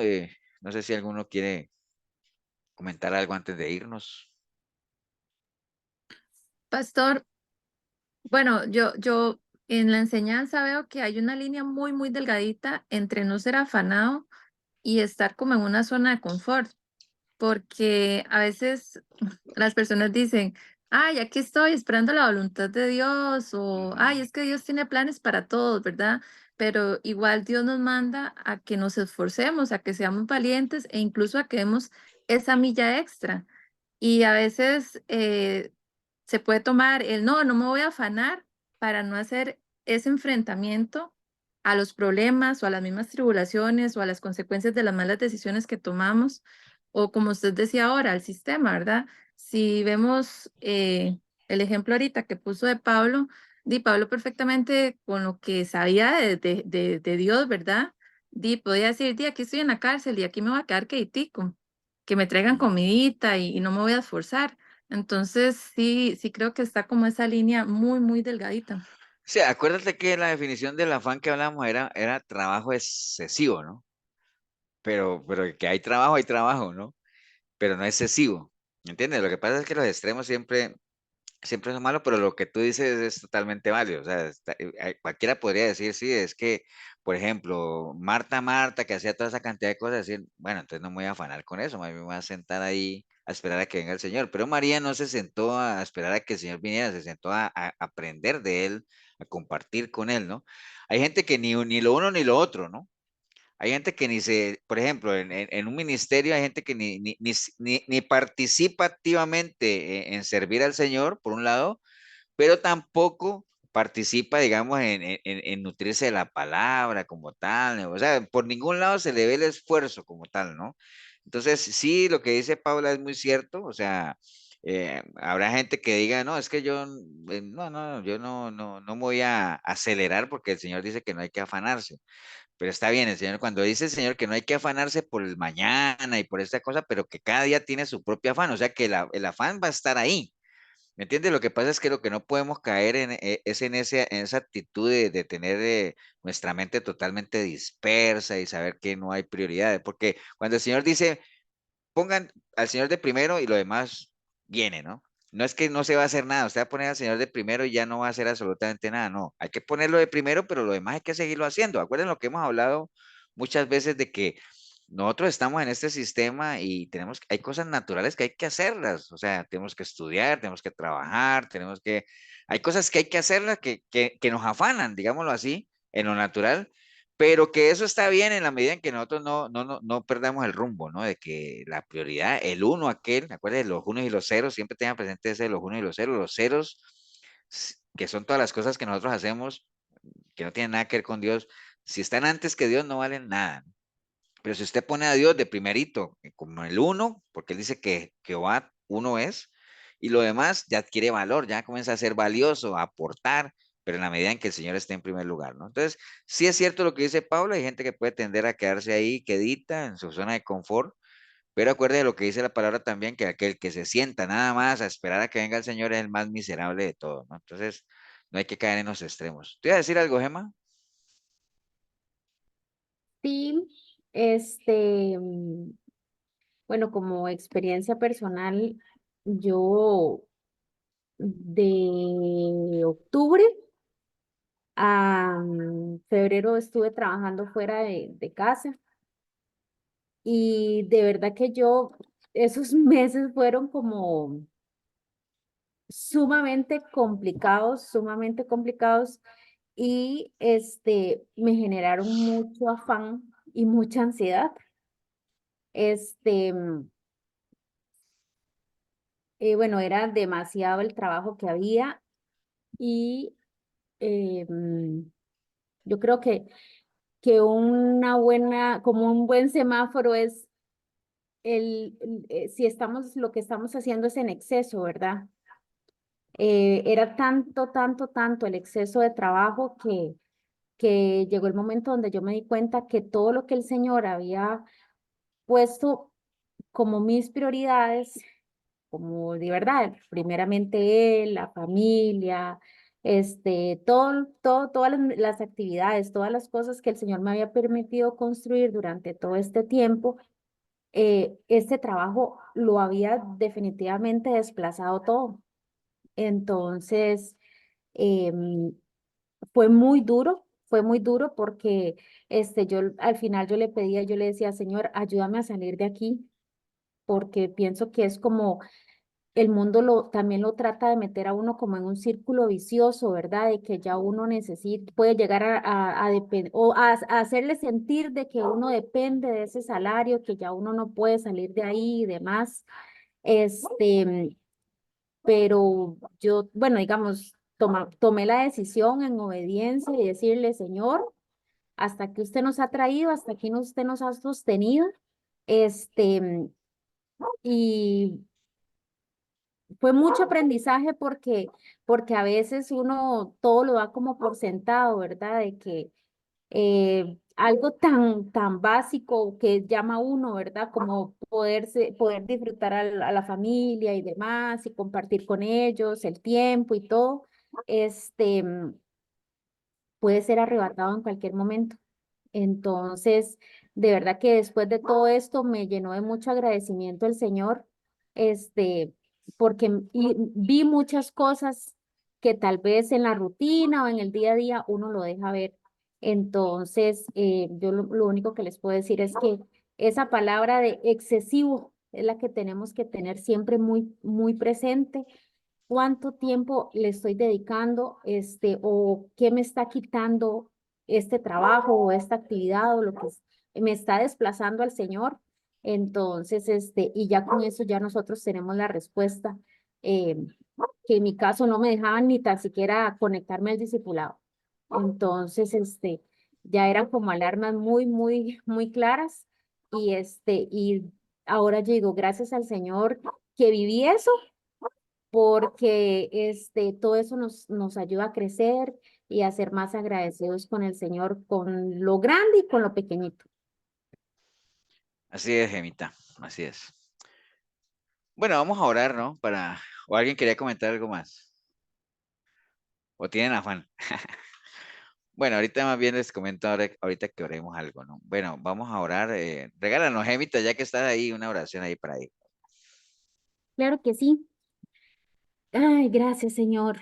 Gracias por este tiempo, Señor. Gracias por su palabra. Gracias porque siempre nos enseña, Señor, que tenemos un Padre bueno, Señor, que en medio de nuestras luchas y nuestras batallas y todo lo que llevamos en el día a día, Señor, podemos venir a usted y descansar, Señor, y saber de que usted tiene cuidado de nosotros. Gracias porque usted es bueno, porque usted nos ayuda, Señor, y porque también cuando nos estamos alejando o nos estamos apartando de nuestro propósito, Señor, usted está ahí, Señor, siempre recordándonos. Gracias, Padre Santo, por cada uno de mis hermanos, Señor. Yo le pido, Señor, por las situaciones que cada uno de ellos viven, Señor. También le pido por la salud de la mamita de la hermana Flori, Señor, para toda la familia, esa fortaleza, todo lo que ellos necesitan, Señor. Y gracias por ser un Padre bueno, Señor, que tenemos demasiadas promesas, Señor, en las que podemos descansar, Señor. Gracias por su cuidado, por su amor, y que esta palabra, Señor, la podamos vivir y poner en práctica. En el nombre de Jesús. Amén y amén. Amén. Amén.